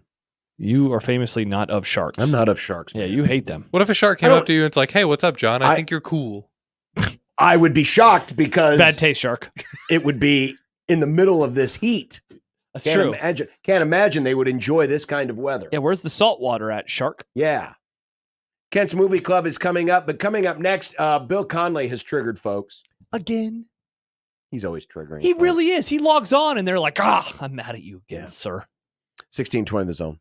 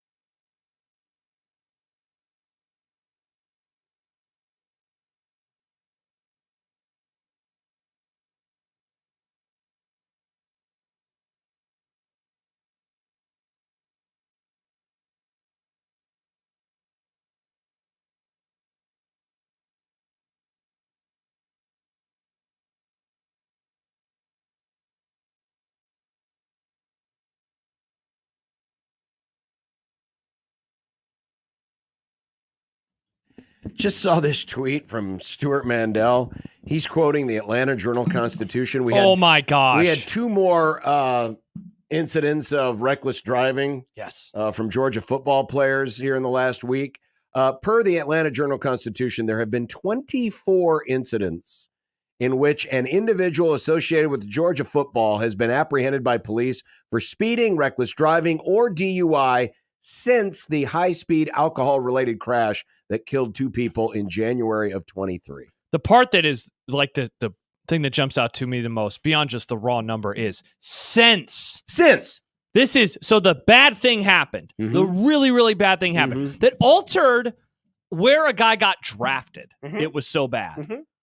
And since Not to then, mention, it killed 2 people. Killed 2 people. And since then, it has happened. What was it, the number? 24 times. They 24 times. They basically averaged an arrest and a half a month since January of 23 for either speeding, reckless driving, or DUI. I mean, at what point do we not say that there's lack of institutional control, John? Yes. If there was, I don't want to make comparisons because somebody did die, but if you were to start comparing this to in the old days, like what happened at SMU, where this constant thing is going on within your program, if that were to happen, that you'd get tagged with that. And this is to some degree, this is a lack of control of your players. Yes, of course it is.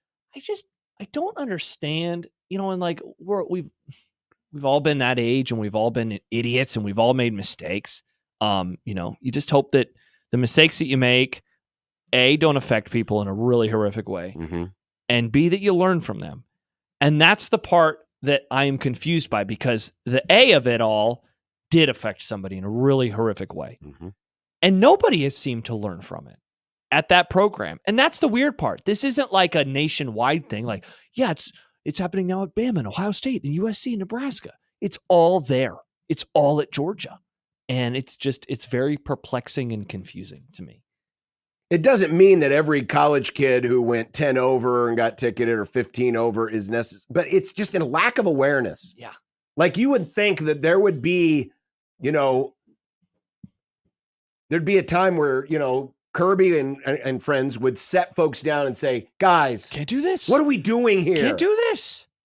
Be responsible. Be smart. And you figured that would have already happened. Again, how many months has it been? The crash was in January of 23. 23. It's basically 18 months. Year and a half ago. And it's happened more than one time a month on average ever since then. And the wild part about it was that it happened pretty immediate. It's not like this is, a more recent phenomenon and the numbers just look so large. It happened again within a couple of months. It was either late winter or early spring last year. Odd. Well, changing gears, Bill Connolly recently previewed the Big 12 conference. Nice. And said something that triggered some folks down in Kansas. Which part of Kansas? Well, if it's the part with all the toll roads, I'm fine with it. He was comparing the situation that Bill Snyder inherited when he took over K-State football in the 80s to Lance Leipold and what he took over a few years ago. A fair comparison. And right? said in the 10 years before Snyder arrived at K-State, the Wildcats had a 221 win percentage. In the 10 years before Leipold arrived at Kansas, the Jayhawks had a 154 win percentage, so 15%. And then he does a side-by-side comparing the records. Snyder went from 1-10 to 5-6 to 7-4. First 3 years. Leipold went from 2-10 to 6-7 to 9-4.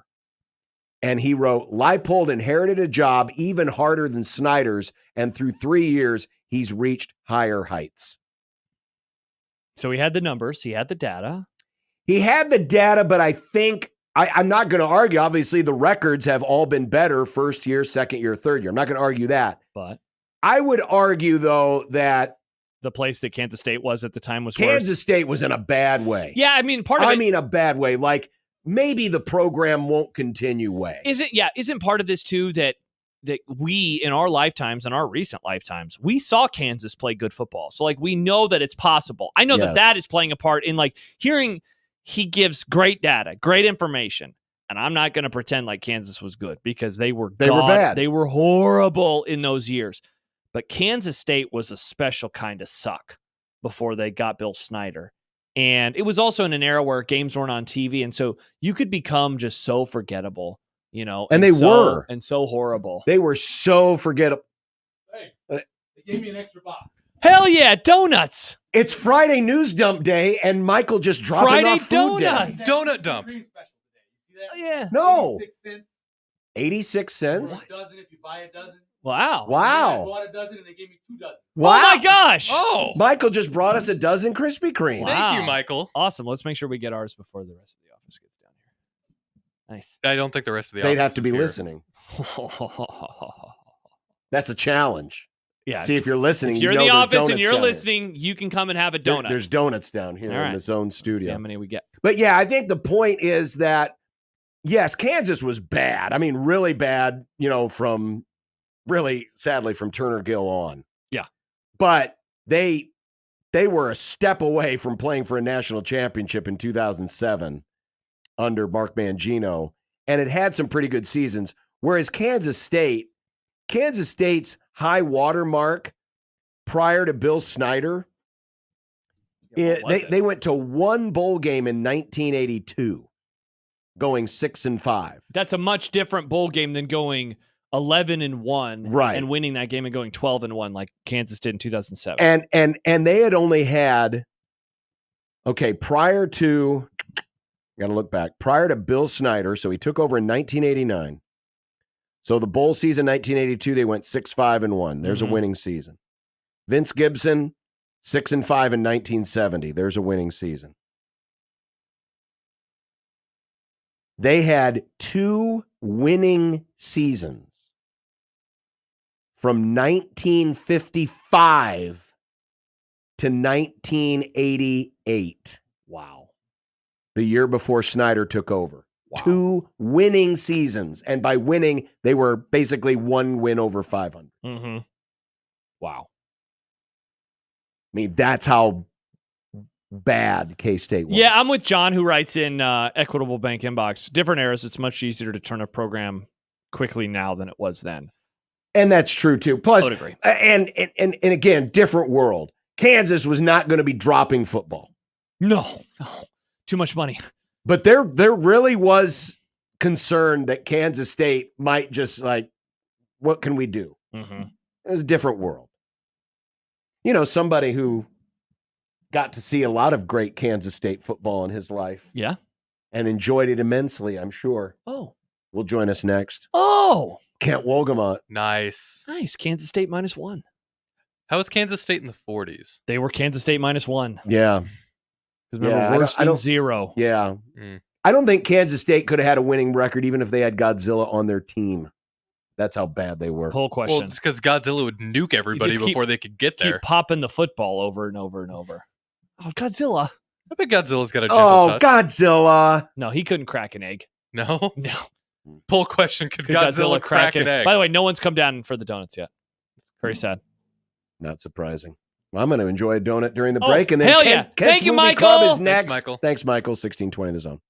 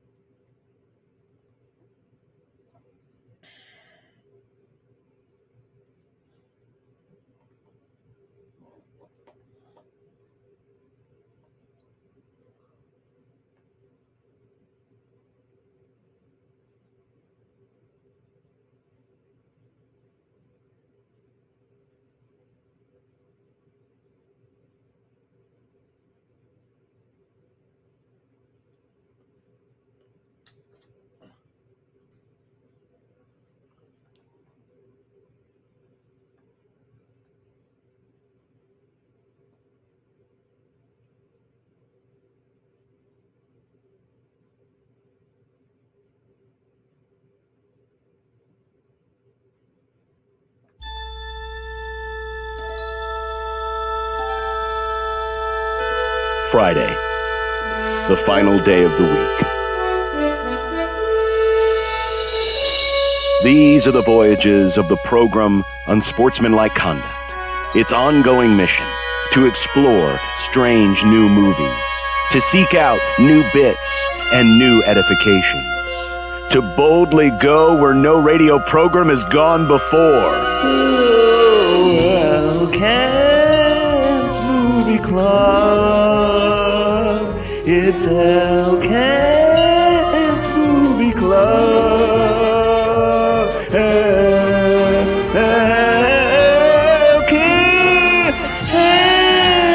Movie Club. It's Elkins Movie Club. Notice that at the back end, when you have a nice, fresh, hot Krispy Kreme donut, I think there's a little lemon. Oh, I didn't notice that. There's a little lemon at Maybe the I'll back have to have end. another one. Check the back. Nothing end. better than a fresh, hot Krispy Kreme. Mm-hmm. Delivered by Michael Severe. And we said, if anyone in the office is listening, they can come have one. And one person is taking advantage. Now, you told him apparently in the bathroom. You guys were chatting it up in the stalls. Just talking about donuts in the bathroom. Classic donut A very talk. normal thing. And it's normal to just, when you're having a conversation at the urinal, to just say, hey, by the way, there's Krispy Kremes in the office. That would happen in my office. Oh, yeah. See? We're in the media. Yeah. Media people love free food. Free love, free Actually, food. The most dangerous place in the world is between a sports writer and free food. Don't want to get run over. Love nothing more than media meals. Mm-hmm. Now, were there post-game meals or food available back in the olden times in the old press box? There were post-game, no, but there were, there was the pre-game and post-game. Sometimes there'd be like sandwiches, but nothing like now. I will tell you who had the great press box food back in the day. Oh, Kansas State. Really? Yeah, because I think that was the only way they could get you to come to a game. Oh, understandably so. I guess. I've been down there when they made you a steak to order. What?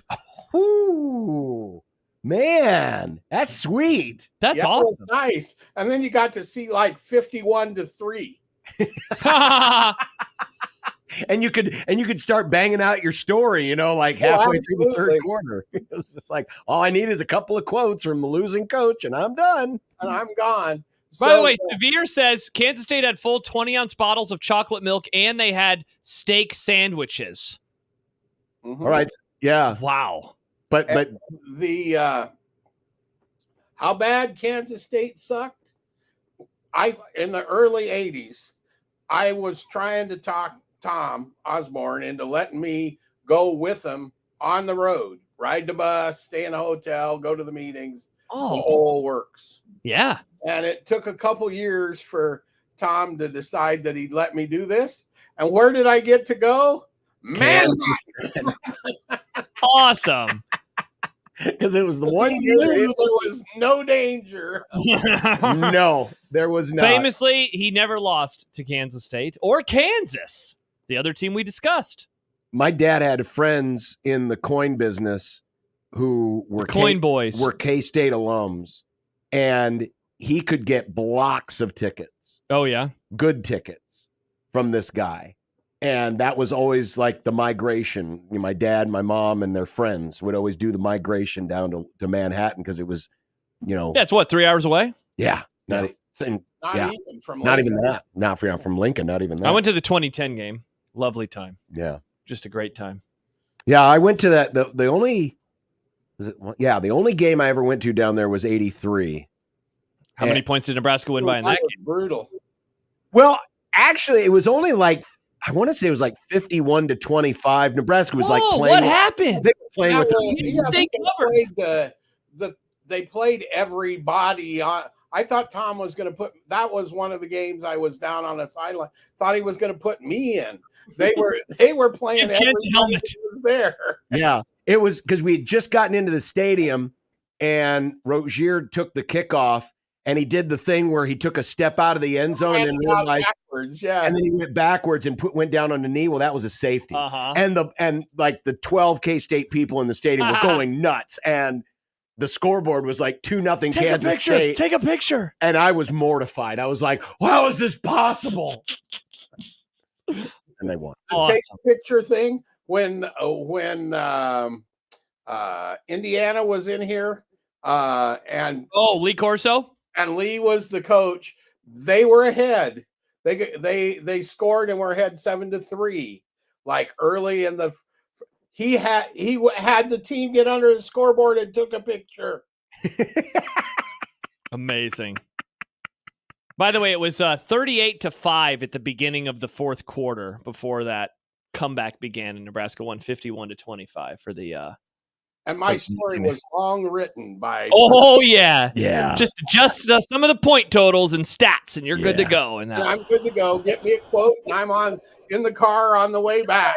I'm out of here. Time to kids. go home. I'm out of here. All right, let's get to our movie this week. It's Godzilla -1 on Netflix. Godzilla -1 is a Japanese film. Of Interesting. The popular kaiju franchise Godzilla. Nice. It takes place in the 40s, just after World War II. It's from the perspective of a Japanese kamikaze pilot who didn't do the whole kamikaze thing. Obviously. He's a ghost. He, at the dog days, the end times of World War II, he lands on one of the maintenance fields, gets attacked by a big old lizard that the locals called Godzilla. Mm-hmm. He survives. Him and another dude survived that initial attack. He goes home. The movie kind of does this really interesting thing where it shows what Tokyo looked like immediately post-war, which I don't see. Mm-hmm. And it's a cross between him rebuilding his life and also the United States is nuking everything. And that causes Godzilla to mutate into a giant nuclear lizard. And they try to figure out how to stop it.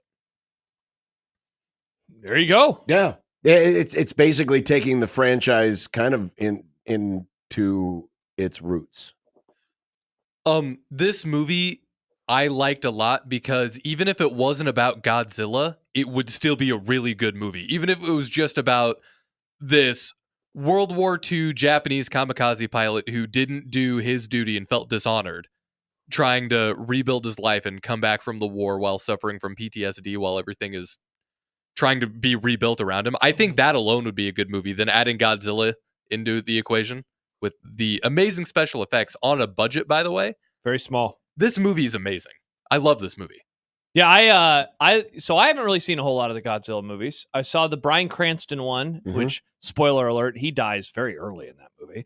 That came out like 10 years ago. I remember going into that one and it looked like, a Godzilla movie for grown-ups. And I'd never seen any of the ones that you always talk about. This was a Godzilla movie for grown-ups, where it's dealing with the PTSD, it's dealing with shame, it's dealing with a variety of things.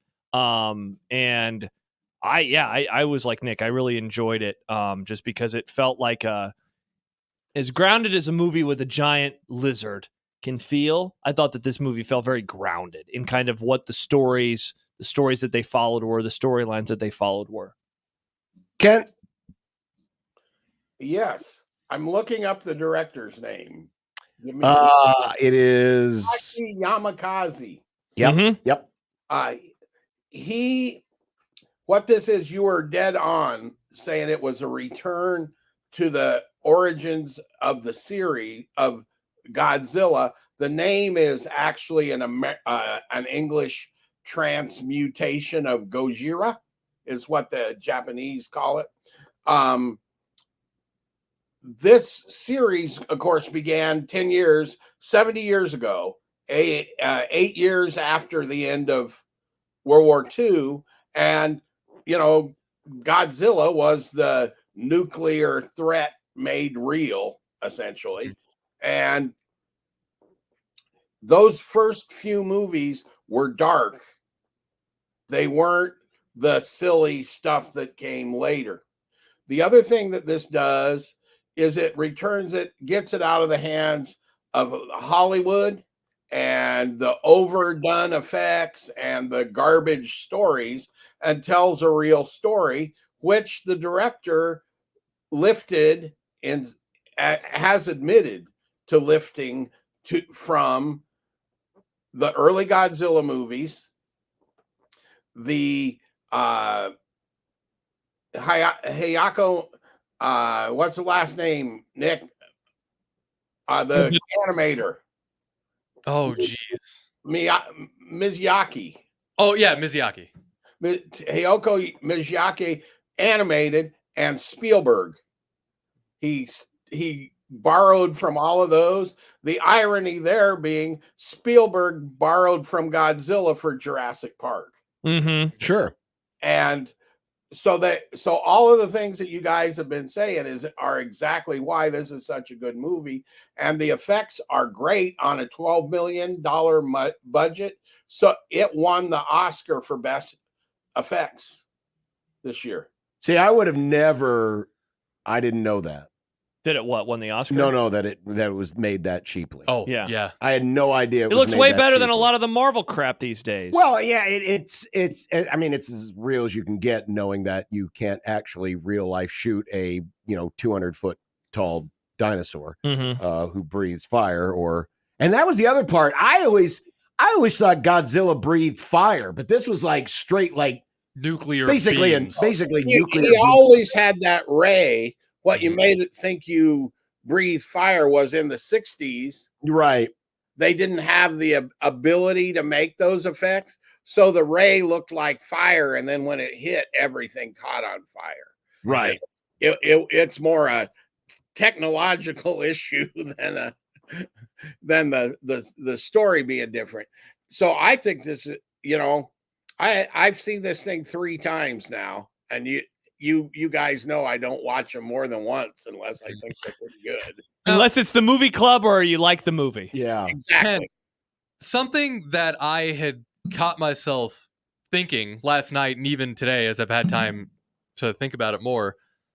This movie was awesome. Not in like the, oh, that's awesome kind of way, but it really was. It did a great job of showing the raw, awesome power of Godzilla. When he went, when they were in that city and that did that blast and it just everything. Yeah. I was wide-eyed. Like I caught myself jaw dropped, just entranced by that whole scene. And I want to know, because I think the 97 Godzilla is the only other Godzilla movie I've ever seen. But even with other kaiju movies, I feel like it's one of those we're desensitized to the building destruction. But how come the way they handled this Godzilla, it just seemed more scary, I guess. I would say 2 things. One, it's used he's minimal, right? He only shows up maybe 4 times in the movie. Yeah. Mm-hmm. Right? So when he does show up, he's got presence. Much more impact. The second is what this thing was very interestingly shot with the creature. I don't know if you say shot or composed or what the right word is, but so many of the angles in it and stuff were from down below or from here, from there, and all the quick cuts set in. And I think this is important. You hit it right on that post 1945 Tokyo, right? So it felt like you were in a real place. I mean, I don't know if that's what Tokyo looked like or not, but I'm going to assume that it was something like that. Right. And I think those 2 things and all of the attacks or whatever was in service of the story. There was nothing gratuitous, right? He just didn't wipe out a city for fun. It was for plot purposes. Right. It was a service of the story, which makes it probably have more dramatic impact than just the effects. And it wasn't some Hollywood director schlocking things up. Yeah. Along those lines, I've made that point a few times. The reason there were no Japanese Godzilla movies for about 5-8 years is Legendary Entertainment. That's a production house here that I think is, I think either Warner's or Lionsgate distributes them, right? They're a production house bought all the Godzilla rights, and they couldn't make them in Japan for like 6 years. And so this director got the job to bring it back as a Japanese film right before the pandemic. Okay. Which gave him 2 years to write the thing and get it honed before they shot it. Yeah, along those lines, we got a tweet from Riley who said many people pointed out that they were able to do the special effects that well at the price because they didn't rush the animators the way they do so many American films under strict timelines. How much of it was what you just mentioned with COVID and having time versus how much of it was just the proper care regardless of how COVID affected it or not? I think the plotting, the story, and all of that was COVID, and then not pushing it was post-COVID. Okay. Because it filmed it post-COVID, and there was no reason. After you've sat on a movie for 5 years, right? Another 6 months isn't going to make any difference. No, it's not. I think, Nick, to answer part of your question about why it felt scarier is you had characters to care about. True. You know, now growing up watching the Godzilla movies as I did, all it was just to see the guy in the rubber suit step on the toy cars and how funny it was and kind of laugh at the special effects. I mean, that was, but there wasn't anything to care about. Mm-hmm. And that's a big reason why I wanted to watch this movie the way I watched it, because I wanted to compare it to how I used to watch Godzilla movies growing up. And that was the thing that stood. I thought it helped for me, not that it wouldn't have translated any other way, but how much better the story was and how there was really an interest there, especially the little girl, right? Because she's orphaned. She's, picked up on the streets because her mom's been killed by this other woman. And then, the kamikaze pilot comes into their life, and it becomes something where when Godzilla attacks, you're concerned about her, about the little girl, right? But in the old Godzilla movies, again, it was just like, it was mostly just the scientists and the Americans who came over to help and whatever. And you're just like, I just want to see the guy in the rubber suit. Mm-hmm. But in this case, you actually cared about the people at the center of the story, and you were rooting against the monster. And thinking about it a little more also, the way Godzilla was portrayed in this movie, it was more of a force of nature than a malicious being. It was an animal that happened to have these powers, but I don't think it was intentionally targeting these cities. It just seemed like it was in the ocean, and then it happened upon these populated places, and then it was getting attacked, so then it reacted that way. Mm-hmm. It felt more like a tornado movie than a monster Godzilla's movie. Twister. Yes, Godzilla's Twister. Mm. But it just, the way the Godzilla acted, it acted like an animal. It didn't seem like it had, like, oh, I'm going to wipe out Tokyo because I want to wipe out all these people. It was existing in this world. I think you've got something there about the acting like an animal or whatever. Dog off a leash. Not being intellectual, right? Godzilla didn't think this out, let's say. Right? It was very reactionary. All the things, like, that's why he stopped halfway through when he started to get shot at by the pilot. Well, yeah, and I mean, yeah, I was going to say, the end and how that whole process works. You're watching that, and it's like, why are you doing this? In terms of the monster, like, you don't have to do this. Like, it's obviously a trap. Right. But if going back to what you just said, not thinking a whole lot. Chris writes, and you said something about Tokyo a few minutes ago as well. Chris writes, my favorite part of this movie was that I've never seen anything about life right after the bombs being dropped, Japanese culture and how they thought about the war and those who prosecuted the war. It was fascinating and a great story. Thanks, guys. I thought the same thing because I'm with you, Kent. I've never seen what Tokyo looked like afterwards. And it's like, so when like the early part of the film happens, it's like, oh, wow. It's just total destruction. People are just trying to clean up their lives. They're trying to find a place to sleep. They're trying to, you make a little scratch, which the main character did, and then he can change his home a little bit and make it a little bit more comfortable. But that was something that I've never like seen videos or pictures of what it was like back in the 40s. The only other, sorry, Ken. The other contextual thing that what I found really interesting. There were no Americans in this one. No. This was dropped appropriately right into the middle of the Cold War, and so they couldn't get the Americans involved because that would have triggered the Soviets, right? Yep. So that's part of why this story works, right? It's because it was really a well thought out story to go with this character that everybody thinks they know in Godzilla, where this takes it back to the character, the Godzilla of 1954, rather than say the Godzilla of 1994. Can I don't know how much we want to get into the end, and I'm not talking about the very, very, very last scene, but like the second to last scene, if you will. Did you guys like that happened? That some stuff with like the characters? Because I thought that was a bit schmaltzy. I liked it because it was schmaltzy. I wanted that to happen. It just didn't seem realistic, but it's also a giant lizard. Yeah. So what I caught myself asking, like, why do I care? It's a giant lizard movie. I liked that happened. Yeah. Because the Maybe it's guy, my cold black heart. the guy just needed a win. You know, the guy needed a win. They had a win. He had a win. They had a win. They had a big win. Not a an huge win. Not an emotional win. I would have fist pumped. That guy's been through too much. He's been through a lot. Glad that it ended how it did. I think they had to end it that way for multiple reasons,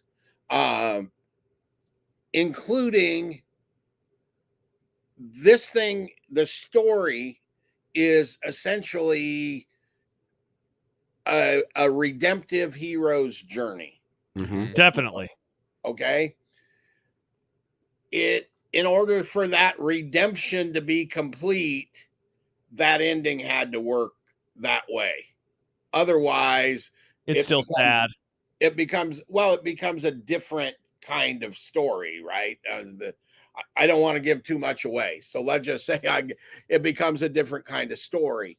The other thing is what this also does, and I don't think he did it intentionally, is it opens up the possibility of a sequel. But interestingly, the director has said, if there is a sequel, I'm going to do it the same number of years after 1947 or whatever it was when it ended, as after when this movie came out. Oh, so like in theory, if they made it 10 years from now, it'd be 1957. Right. I love that. Interesting. No, I like that idea. And obviously, a lot of characters to age. Obviously, it does leave open the possibility to a sequel. Yeah. Oh, yeah. 100%. And my guess is, since the thing made was, I think, one, if not the highest, the second highest grossing Japanese movie last year, I'm guessing there's a good chance they think we can invest $10-12 million and make $20 million or $100 million. I think that might happen. Well, if Wiki is correct, they've made 10 times their budget. Oh, man. Good for them. They've made 10 times their budget on the box office. A bidding war for the streaming rights, too. That's why it took so long for it to get onto streaming. Because really? Between Amazon, Netflix, Apple, everybody wanted it. Makes sense. Which it's really, really good. Yeah. It's really good. It's a Godzilla movie with a story. And really good acting.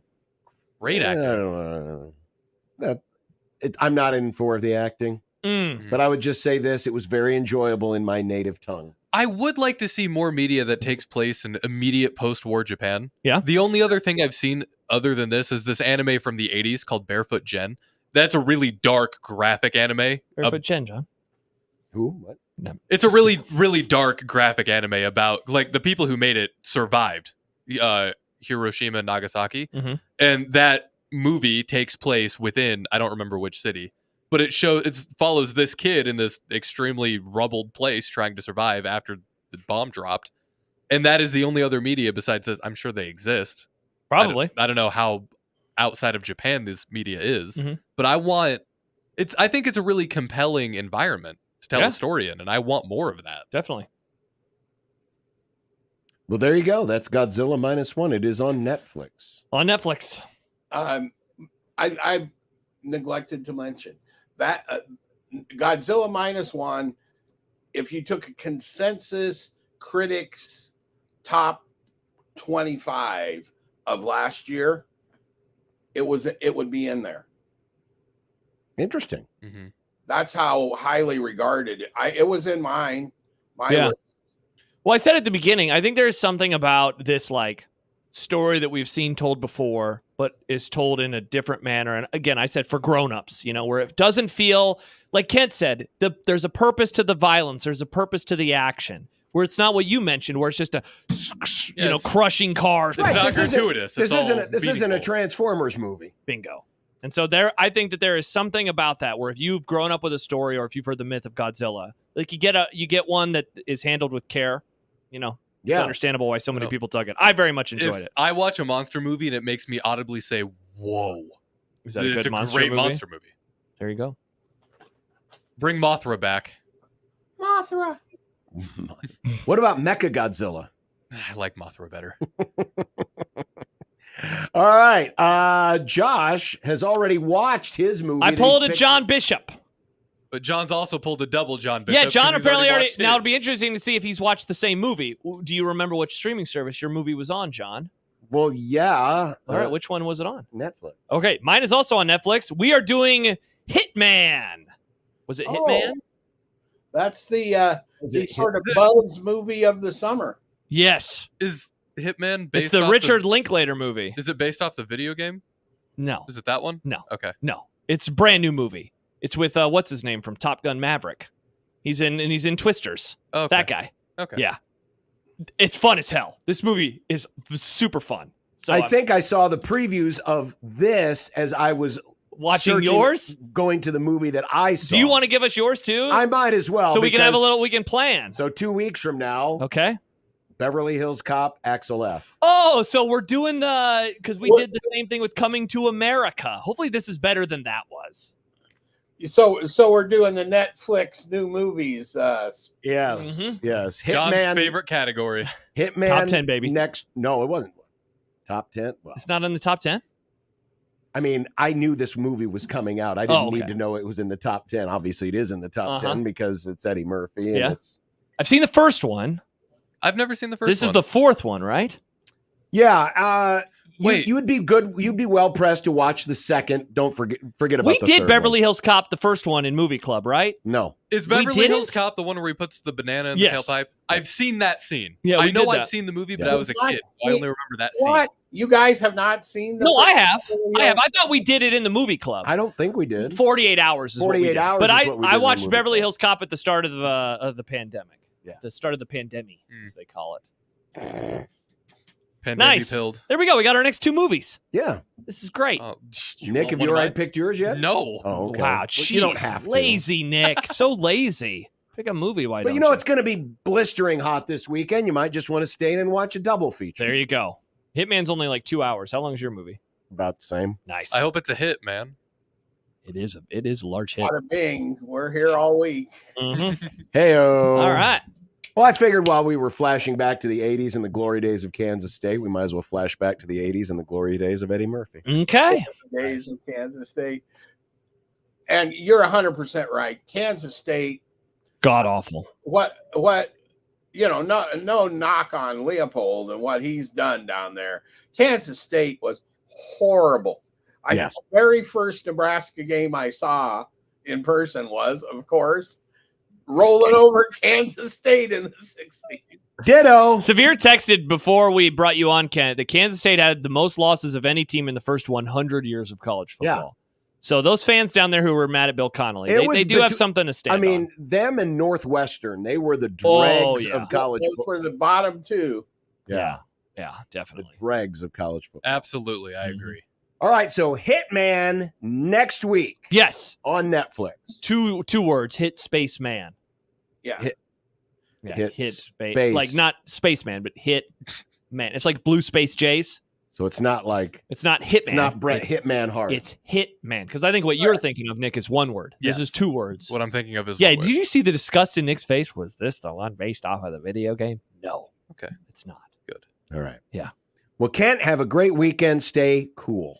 Well, I have no intention of going probably very far from this basement right here that I'm in right now. It's a smart play, That Kent. is the smart play. It is. For It this is indeed. weekend. It is indeed. Kent, we'll talk to you next week. Bye, See you Kent. next week. There he is, Kent Wolgamon of the Lincoln Journal-Star.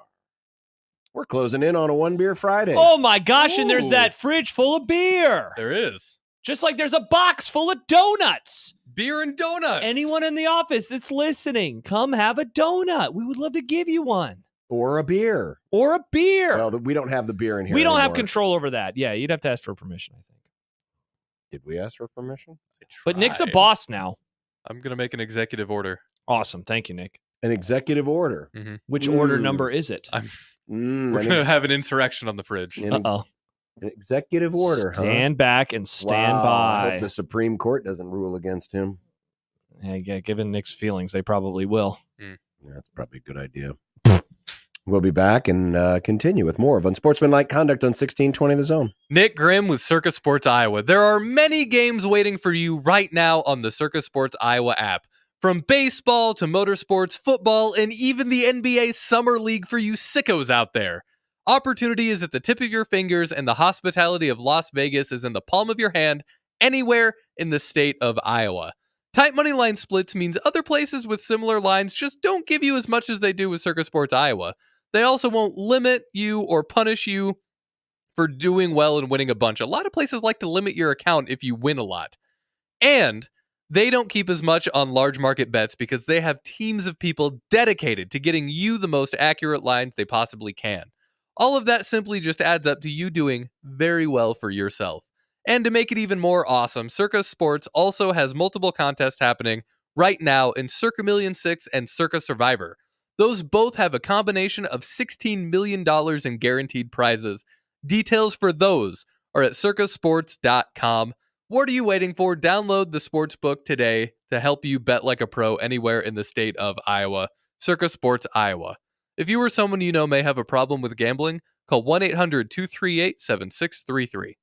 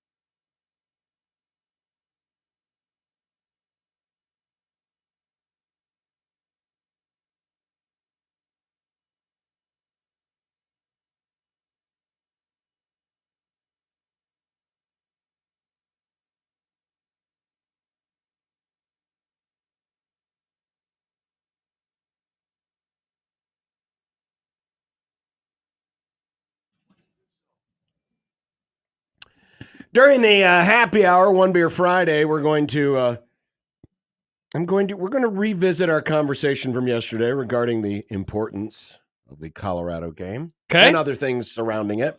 Awesome.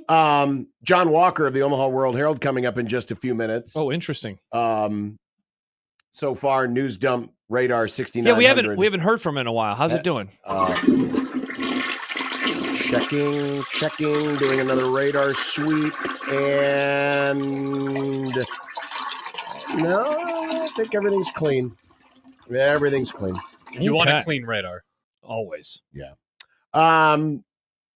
But speaking of Nebraska and Colorado, I told you last week, 2 weeks ago, that there is no more friendly national media college football outlet to Nebraska football than Mike Farrell Sports. Mike Farrell. MikeFarrellSports.com. Well, they've done it again. They've done it again. In a story entitled, Colorado's click culture won't overcome Nebraska's culture of substance. Nasty. I mean, you can't get more direct than that. Yeah, but there's not a pun. I thought there was going to be a pun there.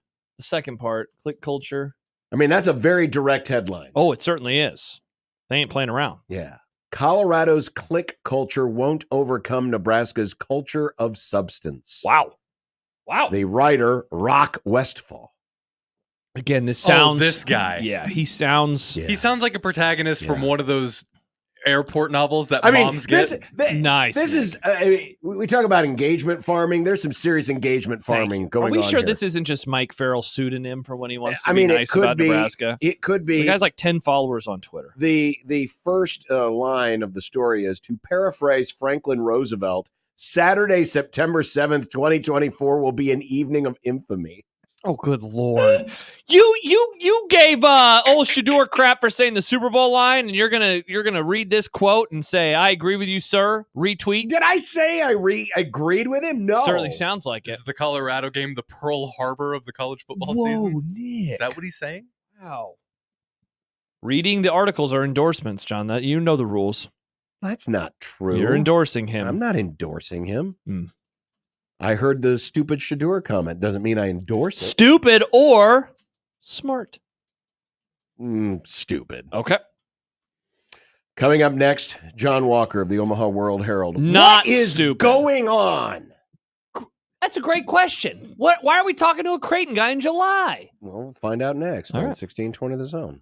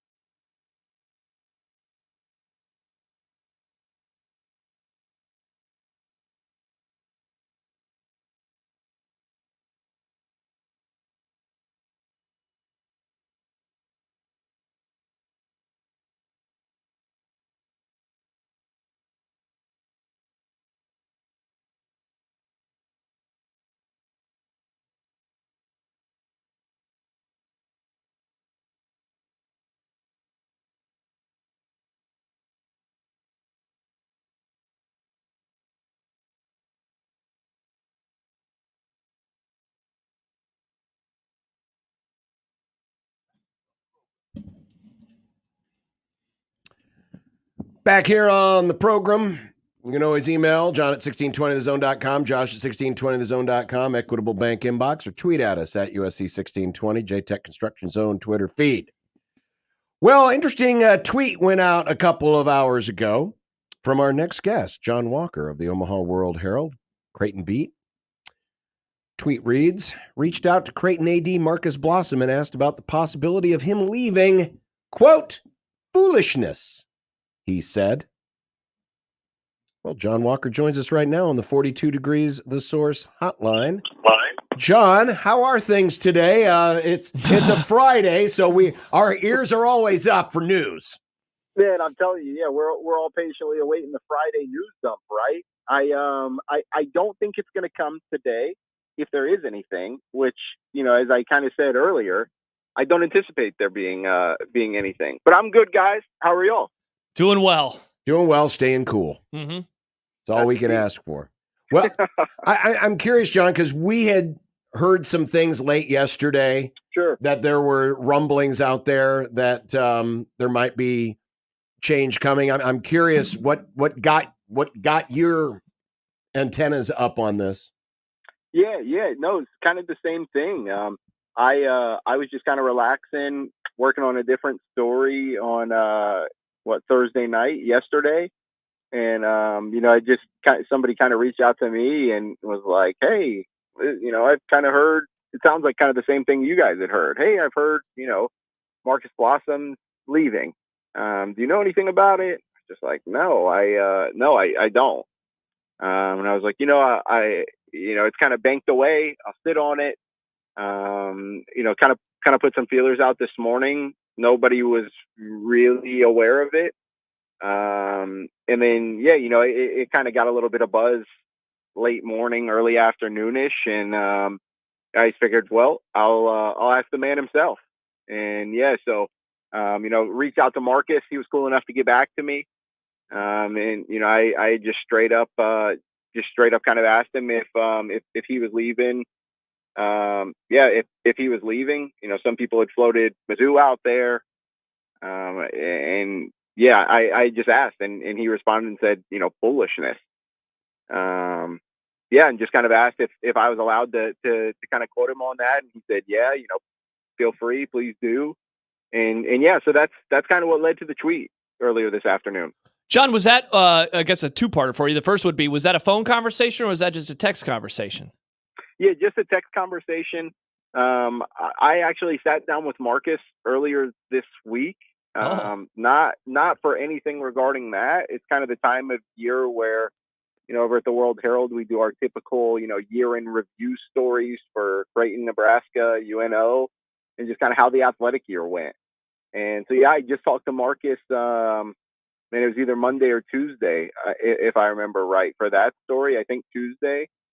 I just talked to him for that, and but no, just shot him a text earlier today. So, John, we've talked to you a lot since you've come on the Creighton Beat, which was late last fall or early fall, right? Pretty much at the beginning of the basketball season. I wonder, in your time now covering this university, covering Creighton athletics, covering the basketball team, and covering Marcus Blossom, like what have you been able to gather and learn about him and his dreams, or I guess prospects for moving beyond Creighton? Because I know that people have often wondered about that really since he got the job, and if this was the first time that you have chased a story that has maybe gotten this far with him. Yeah, I truthfully, to be 1,000% transparent with you guys, I really haven't asked Marcus Blossom at any point, since I started to now. Hey, what are your dreams? What do you want to do after Creighton? I've never really asked him that. Probably to a fault. I can admit that. I just haven't asked him. But I do know through and through he's a basketball guy, right? Like played college basketball at Northeastern University, spent some time at Providence, was at Holy Cross. Like these are programs these are schools that all kind of value their basketball programs. He was at Boston College too, right? But I don't think anybody's sitting here in 2024 saying, oh my goodness, watch out for Boston College in the 12-team playoff this year. I don't know if his goal, dream is to I don't know, end up at a power, the AD at a Power 5 football heavy institution. But that's who knows? Everything's shifting nowadays. And so maybe that has something to do with it. I have no clue. John Walker joining us from Omaha.com. So kind of based on the tenor of the conversation you had with him earlier this week on unrelated subjects, and just knowing, kind of the lay of the land and, hearing what you hear over the course of the last few months covering the beat, was it surprising to hear the rumors last night and then to have to follow up on them this morning? Yeah, I'd say a little bit. I'd say it was surprising. Just to I mean, when I walked up to his office on Tuesday, there were I'll put it this way. Yeah, when I walked up to his office on Tuesday, there were a couple of he was looking at a couple of different ways to improve the game day experience at the CHI Health Center. That I wouldn't have sat there on Tuesday and said, yeah, that's a sign of a guy who's leaving, in the process of leaving. For sure. It was surprising to me. Like I said, I was really going to sit on it after I was told last night, because the person who told me was like, I don't even know if this is true, but just wanted to make you aware.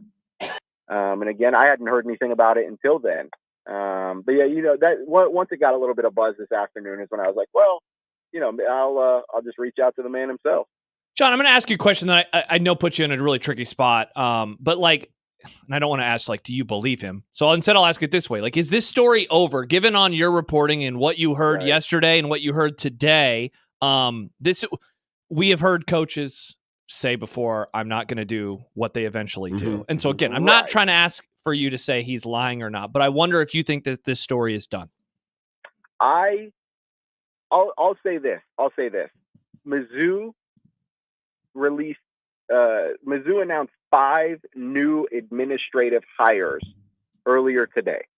Marcus Blossom obviously was not one of them. Otherwise, we'd be talking about something completely different right now. Yeah. The very last line in that release notes that they are still hiring, or they are beginning the process to hire 2 more senior executives, senior associates. I can't remember how they worded it. But one of those positions is the deputy athletic director. Of the 2 that they said they were hiring, it is the only one that would make sense for Marcus Blossom. Yeah.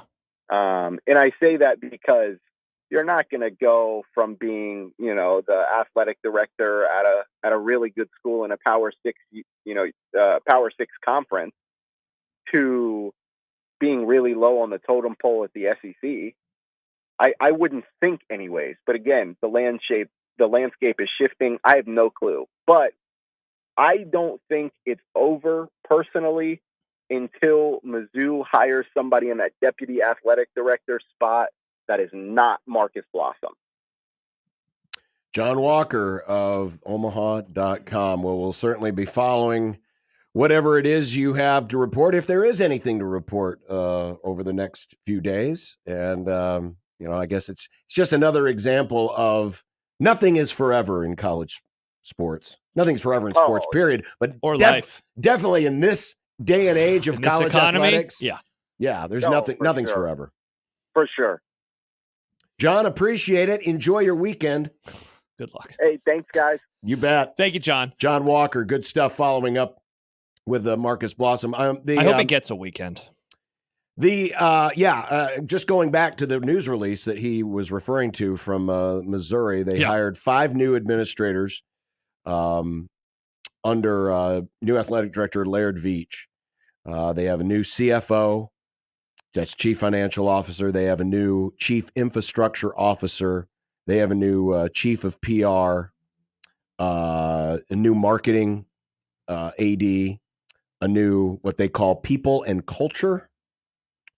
And the last line of the release says, Mizzou Athletics will begin the process soon to hire 2 more senior leadership positions for Deputy Athletics Director / Chief of External Relations and Senior Associate athletic director for development, aka fundraising. Yeah. And so, it's fascinating for a few reasons. One is you would ask, would that be an upgrade in terms of job, and financially too? Would it be an upgrade salary wise? But just in terms of, is this a step up? Is this a step down? Or is this, I guess, a 1-to-1, given that this is a football money job? It's not, I don't want to call it a football school, though I think it is, but it's a money with football. Mm-hmm. It's a job with football money attached to it. Creighton, of course, is not. But you are leaving, you are the top dog here, and you would be the second dog there. Well, I mean, and this is one thing we've talked about ad nauseum, for the last several years, as this conference realignment and the power getting consolidated amongst the top two leagues. I mean, Missouri's one of the in crowd right now. They're in the SEC. That's a good place. It's a good place to be for a school. 100%. And, listen, we can sit back here, and Marcus, by the way, has done a great job. I mean, if you look, if you judge athletic director by how the sports do, which is for a lot of fans, the number one thing, right? Yeah. Creighton just had one of its best academic athletic calendar years ever. He's overseen two of the best basketball seasons ever. The volleyball continues to roll along. Soccer, he hired a new soccer coach. They saw a big upgrade this past year. They upgraded in softball. Obviously, he just made the move regarding baseball with Ed Service bowing out after this year. So he's been on the job now since 2022, or was it 2020? Was it the end of 20? It was 2021. Wasn't it? Yeah. So he's been on the job now for the Sweet 16 and the Elite Eight in the men's game. He's been on the job for the Elite Eight run for the women's team. Mm-hmm. He's been on the job for the men's soccer team, making it all the way to the College Cup. Did they make it to the very end or the second to last? I can't remember. It was the semis. Okay, and so among other things, right? You just said what you did about service, and so all of that on its face is like it's an incredible time for Creighton athletics. Mm-hmm. And yet there was that text that I read a little bit earlier. Wish I could find it real fast, but essentially it was, if he moves on, here it was from Jeff. And I think he was trying to poo-poo you, but he says, time for the Creighton guy to say this is actually a good thing for the school. There are a lot of people, and I heard from them when this started coming out late yesterday, that said this would be good. This would be good for Creighton if he were to, and this, I'm hearing this from Creighton people that are saying this. This would be good if he were to move on. And that is, I think, this fascinating kind of situation that with this, in that he has, again, overseen a great time, but, and Rasmussen's name just came up in a tweet from Sam. He is a much different, he's a much different athletic director than Bruce Rasmussen was, and how he operates. There are a lot of similarities between the transition of Ras to Marcus and the transition of Devaney to Byrne. It's not easy to follow a legend who is beloved and did a lot of great things. Yeah. And I have maintained that Bruce Rasmussen is the most important figure in the history of Creighton athletics. That's a tough act to follow, and the similarities to Nebraska early 90s to now is the fact that there was an element of things at Creighton that needed to modernize, to adapt to a changing time. And that has a tendency to ruffle feathers. Definitely. 100%. And so the stuff that you have been hearing, from some people saying that this would be a good thing, that's probably the angle those folks are coming from, because, there are certain things that get changed up behind the scenes that some people don't like. Well, yeah, you think about it at your day-to-day, right? How you maybe are able to operate under one boss versus how you are able to operate under another boss. And things have changed in that regard. And so I know that there have been frustrations. Yeah. Creighton has lost some people over the last few years that have decided to move on. And some of it's for a variety of reasons. Maybe you're just ready to get out of sports entirely. Mm-hmm. Maybe you're ready to retire entirely. Mm-hmm. So it doesn't just have to be, I don't like how my boss is. I miss my old boss. Right. He was nicer to me. But there have been, it's just, I think that there have been frustrations behind the scenes for a variety of reasons. But Jordan pointed it out just now on the YouTube. He also gave McDermott his big contract extension. He's given him 2 now. He gave him the one a couple years ago, and then that was after the 22 season or towards the end of the 22 season, and then the one this year. And staved off him going to Notre Dame. And re-upped Kirsten. Yes, which was another huge one. Yes, it was. So, I mean, there's a lot of things that, and again, that's one of those deals where I don't think he's I guess we're talking as if he's going to be leaving. He's not going to be here forever. No one's here forever. Of course not, yeah. But that position is one where you're not going to be appreciated as much until after you're gone. Bill Byrne. Bill Byrne was not appreciated very much. And we look back on that era, and obviously he was also there. And it was a much needed era. There were things that needed to be done to help elevate, other parts of the athletic needed department. to modernize. Yeah. Nebraska needed to modernize at that time. Yeah. But yeah, as far as, would I be shocked? Nothing shocks me in college sports. I would definitely these days. not be shocked. And again, I think what a move like this would speak to would be, again, Missouri's in the SEC. Yeah. They're one of the safe crowd.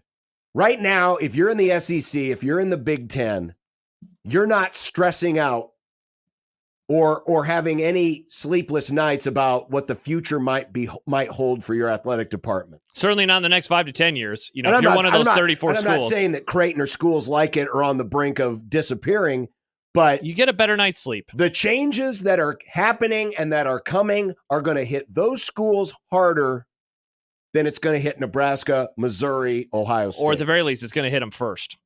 Sure. Whatever happens, it's going to hit schools like Creighton before it's going to hit schools like Missouri. The changes that are going to happen, which are going to require more money, will be easier absorbed 100% by those schools than it will be by a Creighton, a Villanova, a San Diego State. Sam writes, I like Blossom, but I think there's some residual irritation that the MAC extension felt tricky for a while. Whether it's true or not, there was a feeling MAC wasn't fully appreciated. I wouldn't read too much into that. Those things always get tricky, right?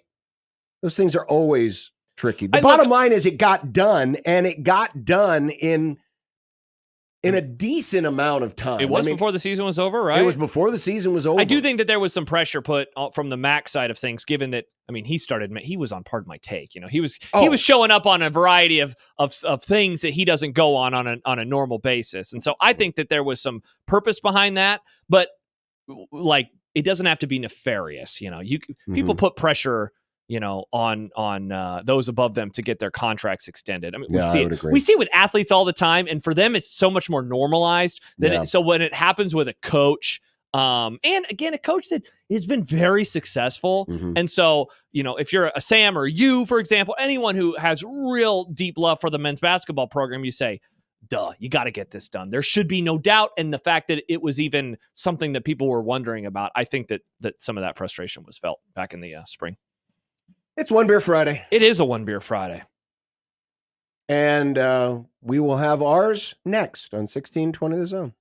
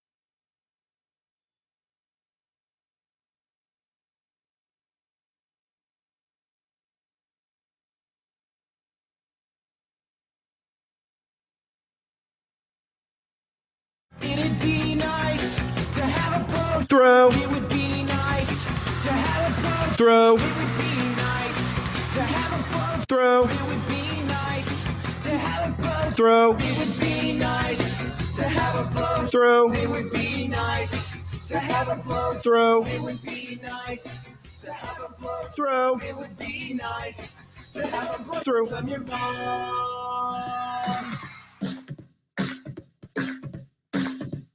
I drank beer with my friends. Sometimes I had too many beers. I liked beer. I still like beer. Had beers, have some beers. One beer, drink beer, drinks beer, drank beer, and drinking beer. Upstairs, downstairs, where was it? I don't know, but I had one beer. Friday!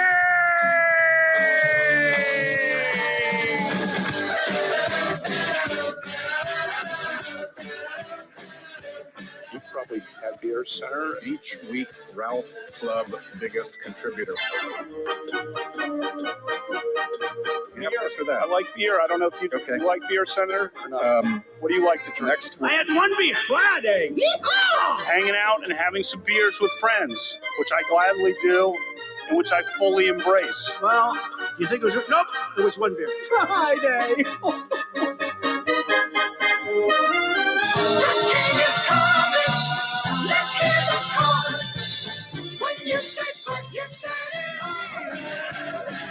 The Friday tradition never stops. This train stops for no one. The silver bullet. Oh, it is the silver bullet. Man, Coors Light, drinking a Coors Light reminds me of the summer. It's a good take. Not to do the whole... Oh, the summer. People all over the world. What a join hands. What a wonderful time of year. John, it's the a great summer. time. It's a great time where of we year. get to relax and people aren't like forcing things down our throat like, whoa, oh, man, football. Blah. Wow.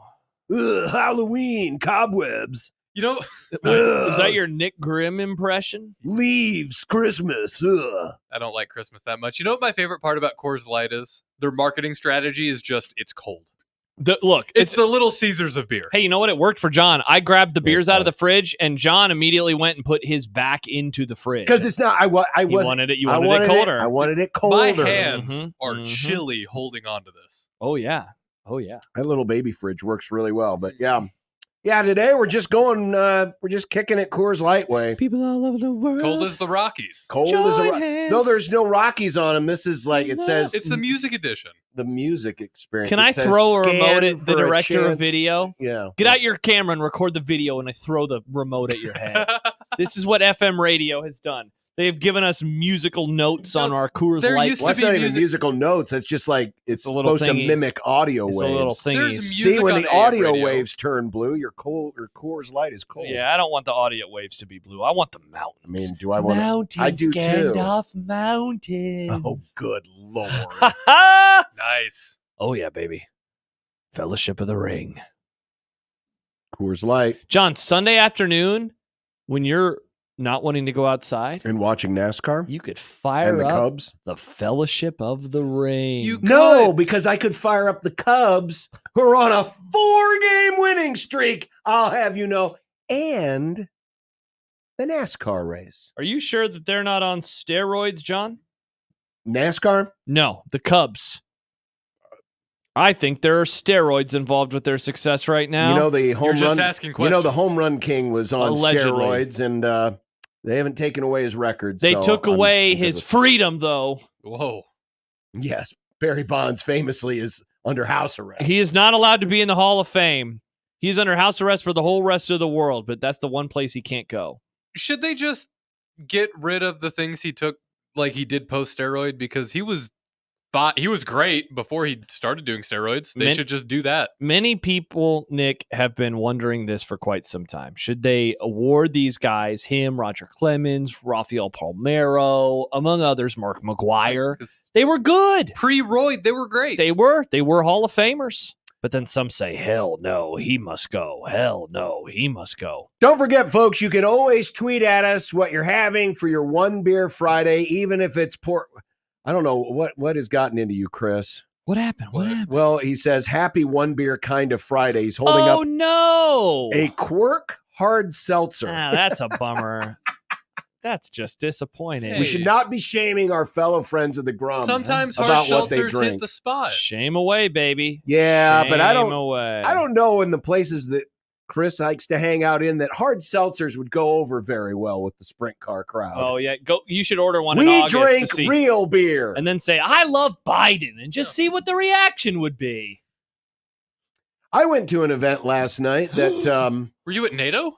No, it's not at NATO. I went to Did an event Biden come last up? night where Biden came up but if it's an event where if you would have said, "Hey, that Biden's pretty good dude," I probably would have got booed out of the building. Yeah. You're at the. Yeah, I had to stop. Sam writes in, Psh, FM, give me a beer with grainy AM audio quality graphics on it. That would be a badass beer. And KD writes, Nick and his little baby facial hair saying that Coors Light is the Little Caesars of beer is comical. That man-child doesn't know the joy of crushing a case of Coors on the patio graduation weekend or at a college tailgate. So that beer is so much more than trash pizza. I need to be clear. Yeah. I love Coors Light so much. If I can't get PBR, I'm getting Coors Light. When I say the Little Caesars of beer, I just mean that's the marketing. You know, Little Caesars, it's hot and it's ready. I guess Coors Light, it's cold and it's beer. It's cold and it's beer. It's great. I love Coors Light. Even the banquet beer commercials. I got to side with Nick on this. Even the banquet beer commercials are like, look at the water in the mountains. It's cold. There's snow up there. That's their whole thing. It's cold, which is great. You know, we have had a variety of phrases that we have used over the years, and I don't mean to like keep talking and skip out on another football conversation. But like, you know, we know that's all right. It's not football season. You know sports, we know sports. Should we come up with a simplistic, like a new phrase that's kind of like this? Cold, our beer is cold, our pizza is hot, our radio is something. Hot takes, cold radio? No, but like more like our radio. There are words. How about when the sun's up, Josh's takes are bad? I love wintertime. Set, son, set. By the way, I got a message that says, my dream is to get busted for public intoxication and then blame it on 1620's One Beer Friday. Don't do that. No. It's a One Beer Friday. One. It's in the name. One. Come on. One Beer Friday. One beer. We promote responsible drinking. Drink responsibly. 1620 the beer. So if you're a head coach, only have one beer, especially if you're going to drive. Especially if you're going to drive. I'm telling you what, tomorrow's Busch Light is going to go down real good tomorrow after that lawn mowing, after that gas dude, mow. you're going to be so sweaty and gross. Yeah, but I'm going to crush that. I'm going to crush that beer. What time are you mowing tomorrow? It's going to be an early one, right? It's got to be early tomorrow. I usually like to gas mow late morning. Yeah. That's probably what I'm looking at. So a good idea tomorrow, John, because it's going to be big nasty. floppy hat It's going to out. be nasty. Get my floppy hat out. Yeah, it's going to be gross. Nasty. Oh, yeah. And then Sunday's going to be grosser. All But right. that'll be fun. I dare do this while we're all with a beer in our hand because, as you know, sometimes people can get a little belligerent and angry, and I don't want Josh to get belligerent and angry at me again. Oh, Jordan says, I am radio. I AM radio. Oh. That's fun. Anyway, sorry. But yesterday, we argued about.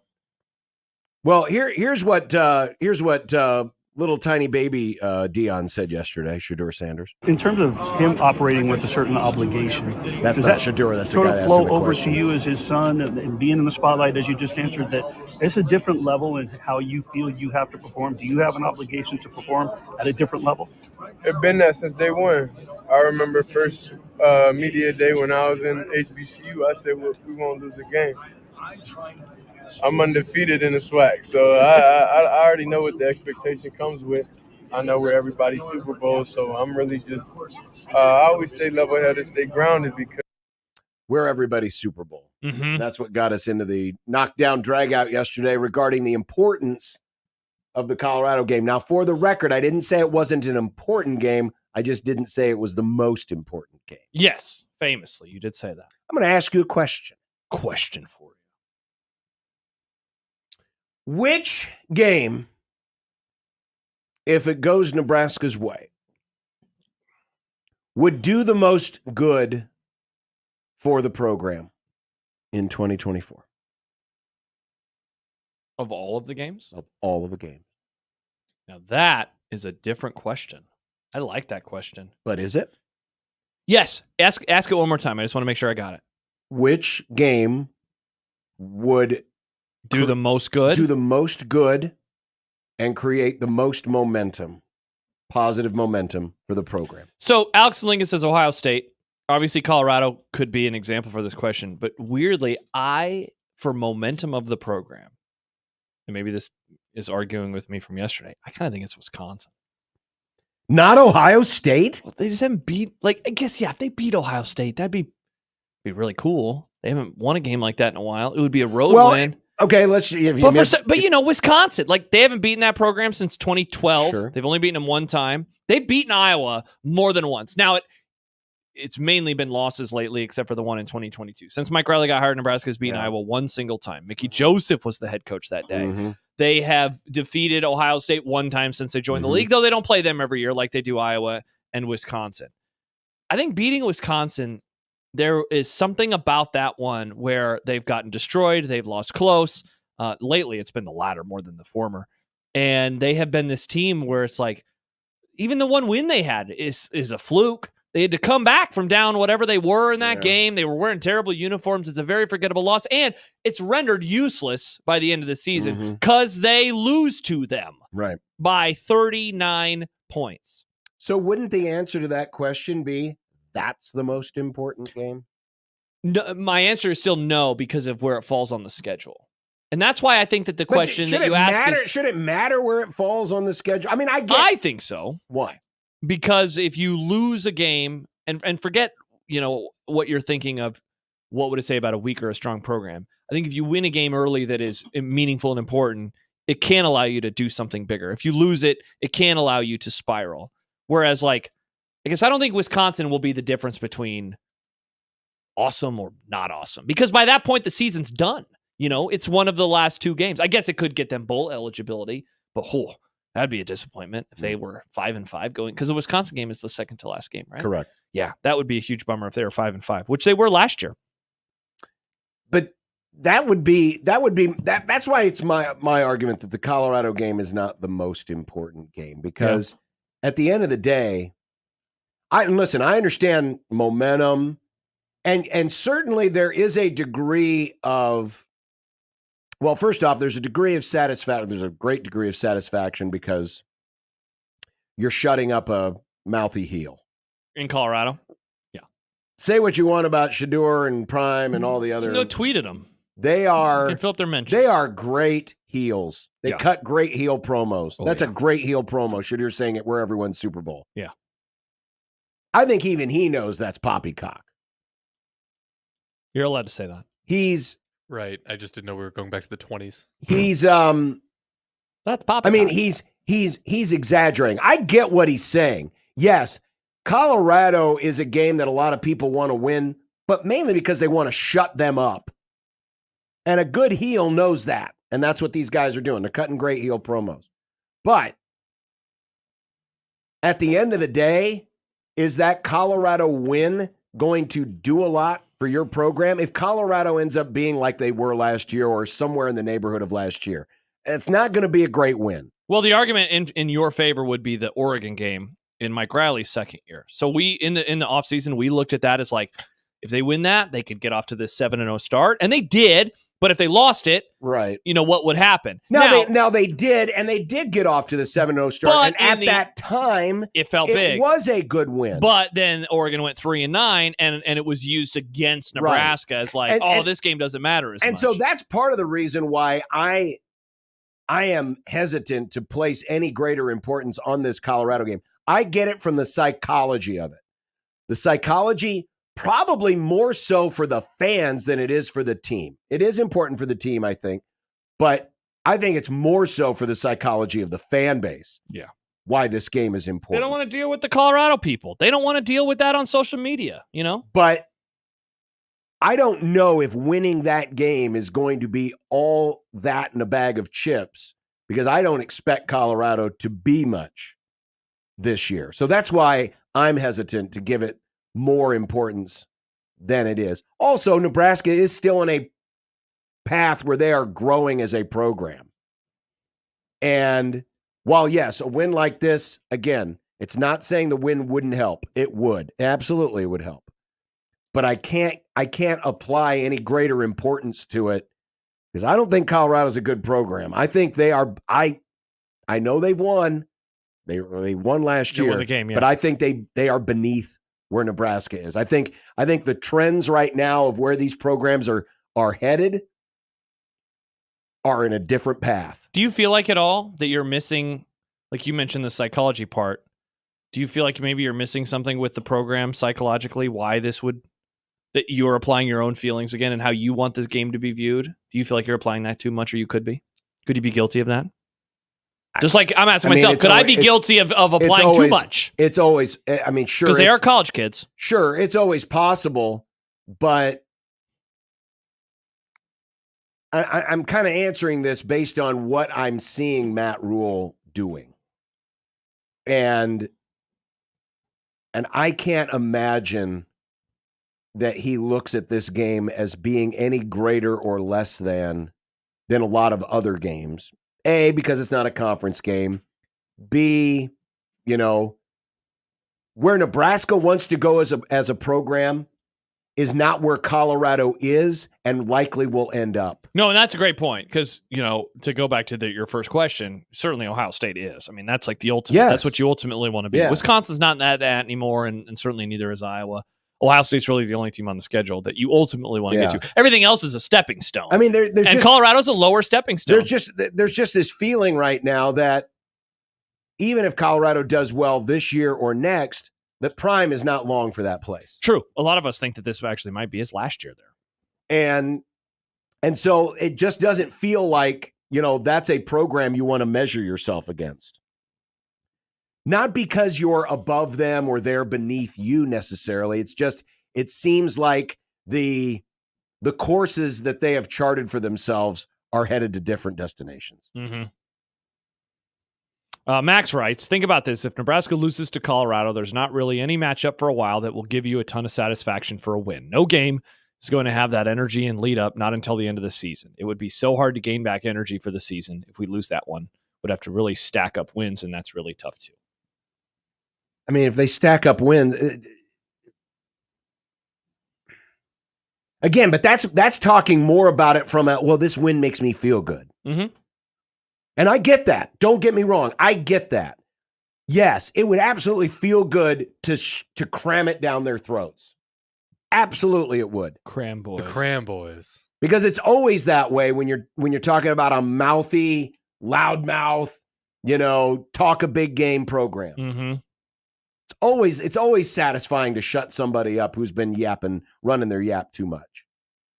But you also have to look at it in terms of the value of what that program actually is. Not what they say they are, but what they actually are. I mean, think about it this way. Let's just swap out a couple of games. Let's say, gotta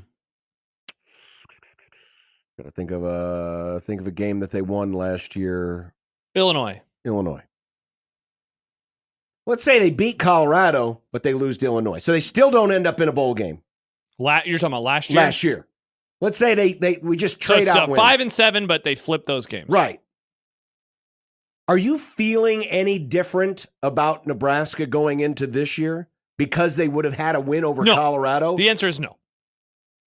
If anything, doesn't that kind of answer your question? If anything, it might be more disappointing because instead of starting 5 and 3, which they did, you're starting 3 and 1 actually. And you're only winning 2 games after that. And I know it's right, but I understand what you're talking about, though. But it's just and forget about how the games fit in the schedule. Just say, hey, you're happy you beat Colorado, but it doesn't mean anything though beyond just beating. Would Colorado. It have given Nebraska any more heading into this season if you would have traded out those 2 results? No, but the difference is, and this is where you and I really start to differ, is I do think that this game could a win lead to something more. And I do think a loss could lead to, again, because I think the emotion is important. And I think that with college kids, if they lose, it's going to be hard. It's just going to be really difficult. And I think what Max hits on, I don't think that they're going to go 3-9 if they lose. But I think coming back up after a loss like that for this program that is I think they are in dire need of a signature win. And I don't care that how can't bad. That can't be a signature win. I don't care how bad. It can't be a signature it can, win. though, man. It's no, they're college kids. No, they're not good. They're college kids. They're not good. That is not a signature win. Neither is Nebraska, but if Colorado goes into Lincoln, they'll feel like it's a signature win for them. Well, but again, that's them. You got to think about it, how it feels from this side of the fence. You are often critical of Husker fans for viewing the program through the lens of the old days. I think that you're doing that with No, this. not at all. I think you are. No, I'm looking at it this through the lens of who are they? What is their quality? Not and forget about Dion, forget about Shador, forget about the loudmouthiness. But you can't. No, but just look at who they are. Don't listen to their rap. View what their actual worth is. And as a program right now, they're not good. No. But neither is Nebraska. But I don't No, think I people understand are looking that, at but it technically. that's why I can't look at this and say, I agree, oh, they're not. Hey, we're a bad program. We beat another bad program. That's momentum.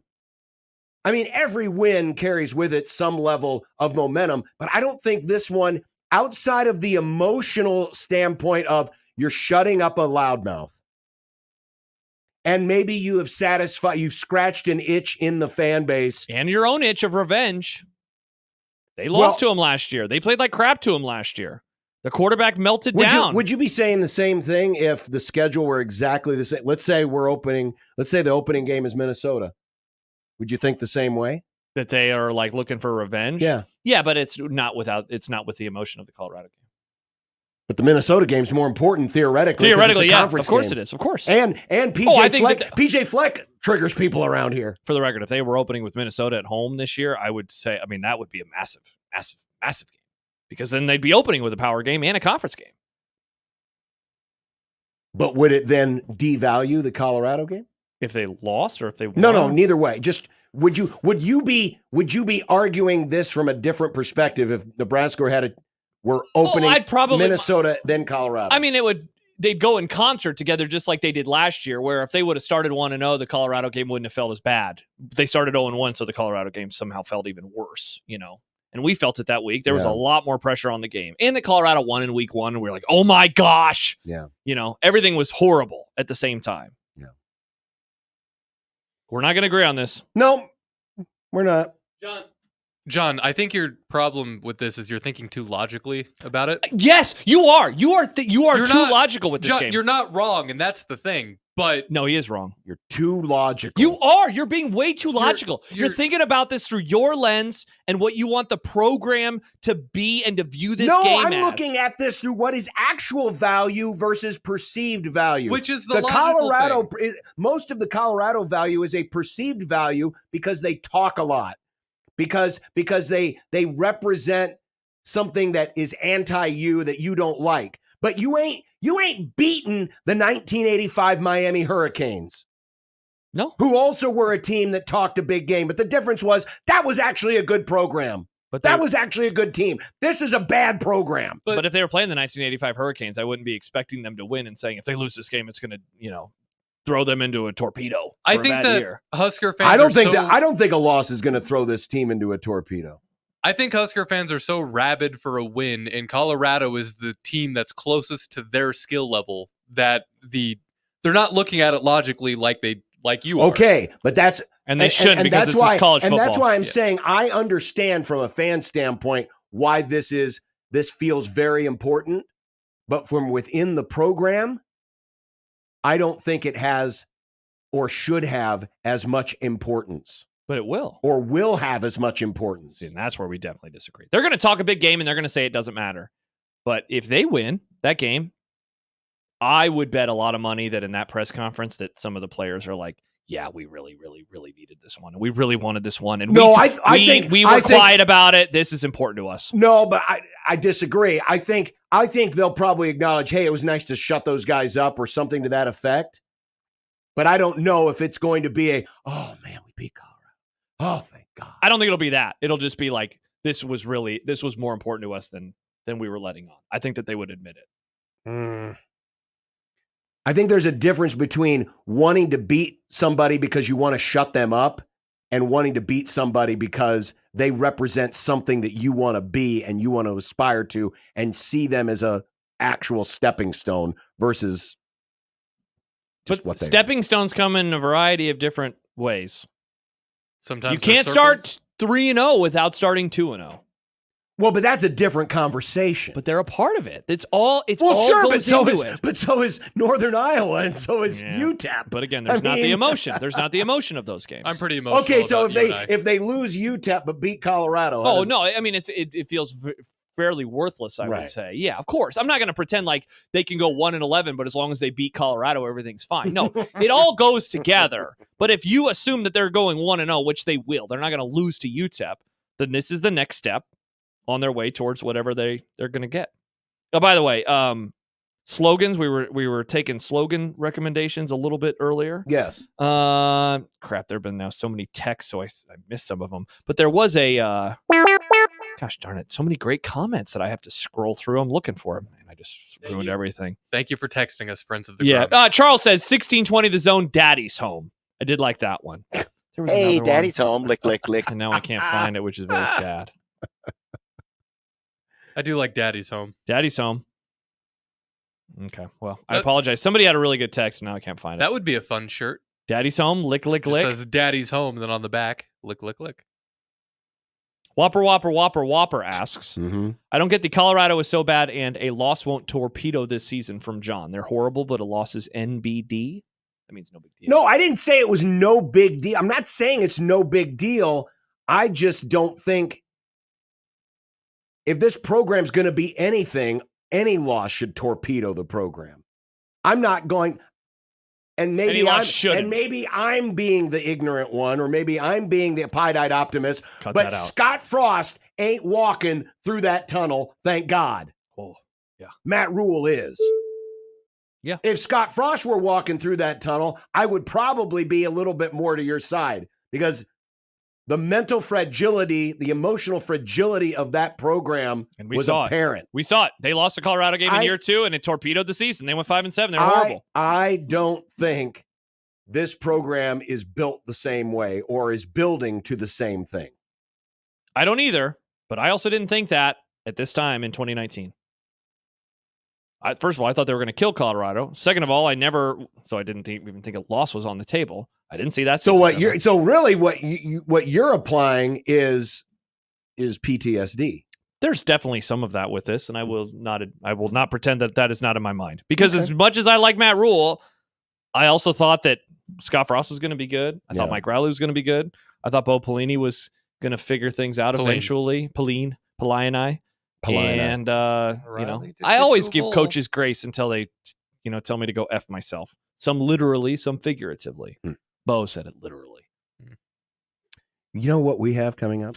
I don't know because it's 5:24. What do we have coming up? Predictions. Okay, we have predictions. Sorry, Nick. Content is canceled That's today. fine. That's probably fine. Well, It's not canceled today. Maybe we can do a little combination. Little combaroo? Little combaroo. Little hodgepodge. Because I did want to play what Jay Norvell said. Jay Norvell also famously went after Coach Prime last year. Yeah.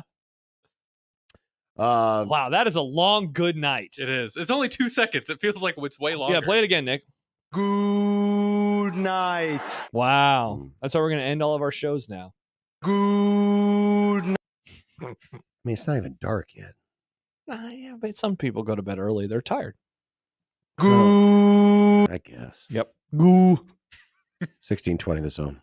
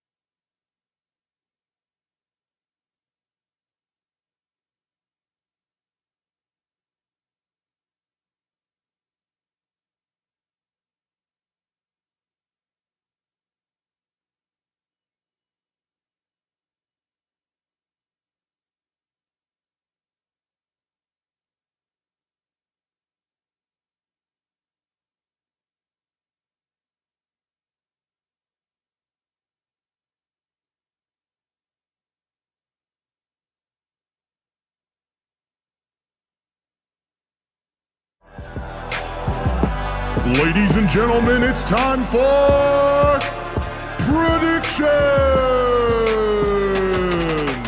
Over, bet the over.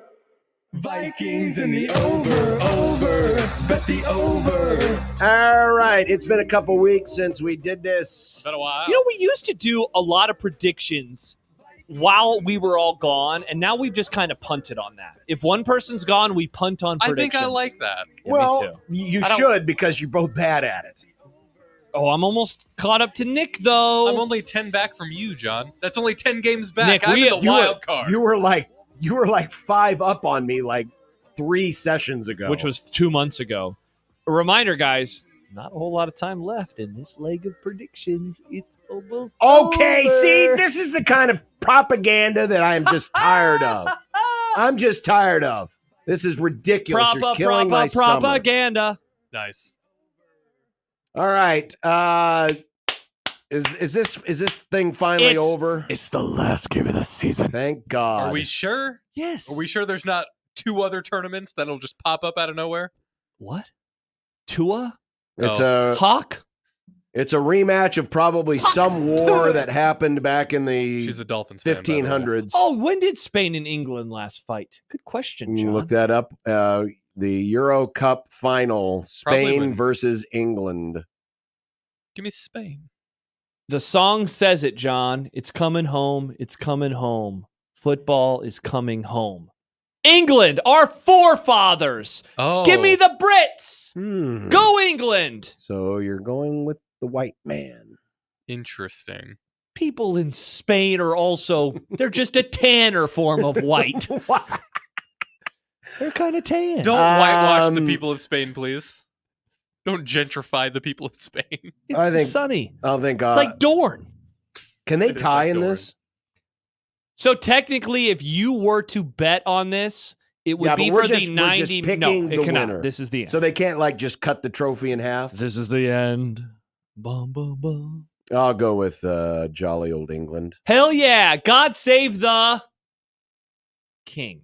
So and so. Liz is in a hole. Wow. That's what people were chanting. Were they? Yeah. Wow. I think it was either the Scottish or it might have been the Irish. They were chanting Lizzie's in a box. Lizzie's in a hole. That's awesome. Yeah. I love the Irish. Irish Twitter was an amazing place. I like that day. how Europeans just really crap on their leaders like really hardcore. Yeah. It's cool how they don't just Yes, worship and them like some and kind yet of there god are- king. Yet there Be are nice. people in this country who think, oh, we need to be more like the Europeans. I don't say that. I saw a Well, license in plate some ways. yesterday that said MAGA, but it was spelled MAWGA. Oh, like it's Georgia fan, I think. Yeah. Dogs. The Malga. Copacabana. Is this also the final? This is the last game of the season. It's Barry Manilow versus it's Argentina versus Colombia. Hmm. I'm going to go with the Argentina team. Argentinians? Argentinians. Argentina has had their time. I like how English people say Argentina, but I'm going with Colombia. When I was in geography class, my freshman year of high school, Yeah. we had to memorize the capitals in Yeah. every country in South America. I couldn't do that. And they did it with a song that just gets stuck in your head. For the rest of Whopper, your life. Whopper, Whopper. Yes, but this time it was Bogota, Colombia. Oh, that's fine. So is that who you're going Caracas, with? Venezuela. Yes. That sound what? He's going with Caracas, Colombia. I'm going with Colombia. Okay. He's a Colombia man. He's Colombia pilled. I am. I'm a Colombia main. Which of these 2 thrilling matches will have more goals? Great question, John. I love that you asked this question. I don't give a damn. What are we doing if it's like a tie? Well, everyone wins. We all get a point. All right. Let me unless go. you want to pick a tie like you like to do. I do, because I kind of think 2-1 might win in both. But goal if it goes into extra time and then it results in penalty kicks, that won't count, right? Give me Copa. Yeah, exactly. How does this work? Copa. So so what happens if it goes into overtime? Well, extra time would still count for this. I'm just talking about if they did penalty kicks. Give me Copa. It's not that hard, John. You make this so like you're a really It's not smart like- man. it's not like they soccer stopped- comes up it's and not your like- brain explodes. It's not like when they went to overtime in the Super Bowl, they changed the scoring. Calm playing. Bruh. You turn into an idiot. It's to emphasize the point that this is dumb, and these people don't know how Man, to do rules. I should have right. told Glenn to reach out to you to do soccer play-by-play this year. That would have been great. I would have said thanks, but no thanks. You would have not have said thanks. And they would have been But- like, you can't do this. You can't do basketball unless you do soccer. Oh, I should have said that. But the problem is, you do the whole penalty kicks thing. It's like, just play until someone makes a goal. So what's your answer? I'll go with the Europeans. All right. I will also take the Europeans. John loves the Europeans. All right. Well, now we're moving on to baseball. Thank God. There's only 3 questions. The Yankees are at the Orioles. Oh. The Orioles are reeling right now. Reeling? I thought they were got good. Pummeled. They got pummeled. And they got pummeled by your Chicago National League here Ball we go. Club. Whooped that Oriole ass. Have you seen the Cubs? You know what? Just whooped them. We're 8-0 last night. Holy God. We talked last segment about momentous games. Sure. Imagine getting beat by the Cubs. Boom roasted. They got beat not once but thrice. That said, man. I will pick Baltimore 2-1. Yeah, me too. Aren't the Yankees bad and injured right now? The Yankees have struggled. Tough look for the Yankees. Give me the Baltimore Orioles 2-1. I also want the Orioles 2-1. Well, that was boring as hell. It was. The Royals are at the Red Sox. Speaking of teams not reeling, the Royals. Have you seen this? Have you heard about this? They just had some nice victories. Now I can't remember who they were playing. But Cardinals. it was a good team. It was the I Cardinals. wouldn't say they're a good team. They're going from one racist place to another. Give me the Royals 2-1. Suck on that, Boston, my former favorite team. Sox have been one of the red hottest teams in the league. 2-1. Is that a Red pun? Sox. No, he's right. Give me the Sox. No, but their name is the Red Sox. The white hot Chicago Cubs. The white hot, White hot. scalding hot Chicago Cubs Is that why you're wearing all your Cub stuff today? are at the Cardinals. Well, give me the Cardinals in 2, just to bring John down a peg. Cardinals in 2. In 2. You mean 2-1? 2-1. I thought you were a baseball guy. Yeah, sometimes you just say stuff that I'm like, Well, I feel like my things I say make sense, even if it's not the interesting. usual It terminology. makes sense to me. I'm with Nick. Give me the Cards. Suck on You that, are Cubby. both losers. The Cubby Wubby. They're going to regress to the mean. Nice. Cubs win 2 out of 3. You've been saying that the Cubs are horrible all year, and now you're going to talk Yeah, some smack. John's Cub pilled right now. Hard. Cub pilled. Sorry, everybody. He's been Cub pilled. It's okay. Buckle your Still don't seatbelts. understand what that means. It's like when you get cowboy pilled. Next week, It's not happening this year. It's the Major League Say that every All-Star game. Oh, it is. Who wins, American or National League? So are you an American or a nationalist? is I'm what an it's asking. AL baby. Give me the AL. They have they had the DH originally, like the good Lord intended. Give me the AL. But there's something funny about watching a Losers. pitcher try to hit a ball.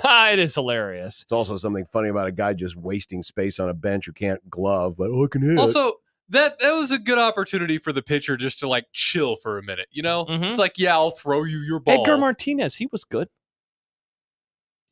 Give You me won the the World Series because of the DH, because of Kyle Schwarber. Remember him? Schwarber. Give me the. we won NL. the. You're gonna go with the NL. Yeah. Remember, oh boy. I'm gonna go with the American League. Hell yeah, John. Let's go, baby. All right, so We have our participants. yeah, The Mr. Mussolini's out, right? Mr. Good. Goober boy, what's his name? Yep. It's Alcatraz versus Jukojevic. Wow. Carlos, not at the table, Carlos, is the favorite. Man, I'm picking him. I'm not going to pick Novak and his whiny ass. Screw that man. Shut up, Novak. Good night. I'll take Alcaraz. Thanks for the drop, though, bro. I'll give me Novak. Okay. The women's Oh, I closed it. winner Just click the link final again, Nick. is Tomorrow. I mean, again, I don't know these names. I have never heard of Barbara Krejcikova It's a lot of consonants. and Jasmine Paolini. Nick, do you know what a consonant is? Yes. I'm going to go with Babs, Barbara. Yeah, she's the favorite, rightfully so, I think. I'll go with her. I stand with her. Give me Dabrowski Ratatouille. Ratatouille, that movie, Dude, not good. No, I didn't you think didn't so. like Who? it. A lot of people like it. Did Nick just pick the doubles match? Oh, is that the doubles match? Yeah. I'm looking at women's matches. Yeah, I'm there. it's the Krychkova I versus see. Paolini. I see. Unreal name. Paolini. Unreal name. Sorry, I was confused about the layout of this sports book. Don't say that I don't promote football on this show. We have CFL football. Oh, my bad. I thought it was the summertime. Well, it is. This is when they play football in Canada. That's true. Hard to argue with that. The Stampeders of Calgary at the Blue Bombers of Winnipeg. It's Stampeders plus 4.5. Give me Winnipeg. Interesting that the Winnipeg, they have the Jets and then Bombers. Mm-hmm. It's Jets great. can drop the bombs. Give me the Bombers. You don't go into Winnipeg and get 4.5 points and cover. Doesn't happen. I also want the Bombers. I say for the exact same reasons. Mm. Everyone knows it. The Ottawa Red Blacks are 3.5-point dogs. I hate the name of that team much. Every time. At the they used to be the Edmonton Eskimos. They must have gotten Washington commandered. They did. Yes. Now they're the Elks. Which You're okay with Elks? I'm okay with Elks. Okay. I thought John was saying you don't that think about there's any the Red cultural misappropriation of elks? That's an animal. Yeah, you can do whatever the hell you want They're with an just animal. an animal. Eat them, baby. Give me a fried chicken. Let's go with the problematic Red Blacks. Give me the Elks. I'm going to go with the Red Blacks. How soon before NASCAR is over? We got It doesn't matter because NASCAR It's almost is over yet, Nick? America's sport. They're It's- racing at the Sandwich. The Sandwich. Google Pocono Speedway. They're racing at Pocono, the Tricky Triangle. It does look like It's a like a big sandwich. giant triangle. Oh, I'm familiar with this course's work. Course's work. I've seen this and I've heard about this. It was on a video game, I think, back in the day. Probably NASCAR. NASCAR tracks, I will say this for NASCAR. Big. Yes. Huge. Some of them are a mile. That's pretty crazy. Some of them, like this one, are 2.5 miles. Yeah, well, I run 18, so 2.5, what's that? Not much. Well, there's an incline, though. Oh, no. Elevation gain. Who are you going with, John? I'm gonna go. Hamlin, Larson, Gibbs. Man, every time you say Hamlin, I think of Better Call Saul. Hamlin, and Hamlin. Hamlin, and McGill. I'll go with Hamlin. I'll go with Bell, and I'll go with Blaney because it's always fun to say. Give me Hamlin, Kyle Busch, and Marty Trucks. Shout out to John for not saving that question for last, by the way. Well, it is still the main event. Oh, What a fun I question just this saw the is. last one. What a fun question this is. Will President B still be running for president by next Friday morn? When we wake up? When the morning show starts or when Happer's show starts? If you want to set a time, you No, go we ahead and can set just a do it time. Friday morning. Will Biden still be in the race next Friday morn? Nick? Yes. Wow, you said that with such pain and consternation. I'm in pain. Just like Joe, but I don't realize it. I still think he's going to drop out, but I don't know if it's going to happen that soon. That feels too soon. I think he's too stubborn. Yeah, he's got until like August 19th or whatever. I'm going to say no. Yeah. Or he will still be in the race, rather, sadly. He won't take any of that dropping out malarkey. Yeah, not yet. He's going to drop out. He's not dropping out. I am putting it on the list on the show publicly. He is dropping out of the race. Not dropping out. He ain't going to do this. He thing, is man. not dropping out. His poll numbers are dropping. He is not dropping out. Oh, interesting. He is not making. Seems like you're the trying to say something choice else, though. To He's not drop dropping out. He isn't making the choice. He is not making the choice to drop out of the race. Ominous. John says he's not dropping out. All right, I have it. Joe Biden is going to drop out. There we go. All right. Awesome. Are we owed a break here? Yes, we're going to break. We got a break. Okay, I guess we're going to break. Going to break. On 1620 The Zone.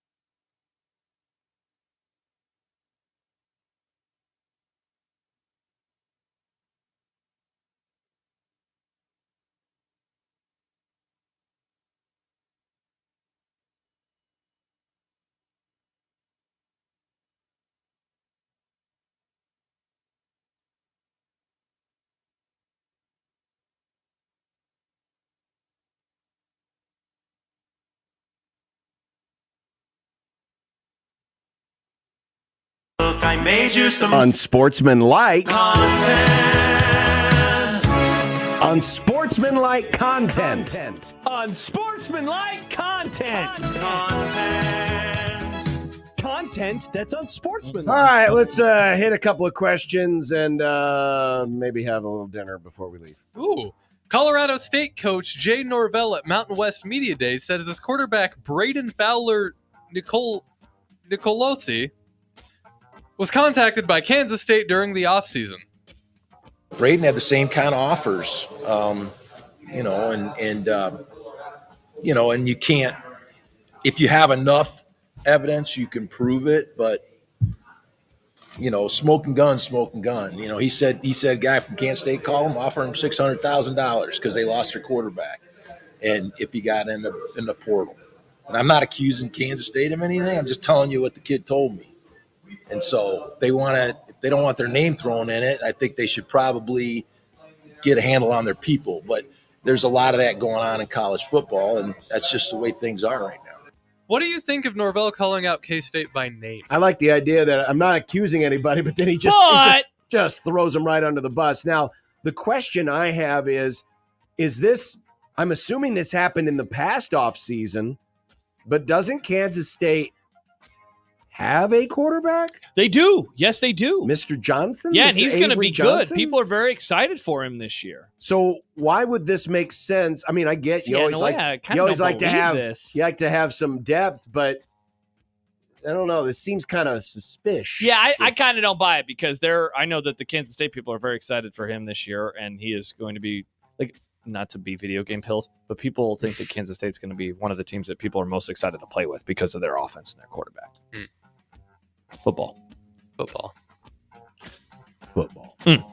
According to John's New York Post, sports fans enraged Biden big boy press conference delays start of 2024 ESPY Awards, to which Jimmy Traina of SI responded, I understand we're at a low point as a nation, but I refuse to believe there's actually one sane person enraged they missed the ESPYs.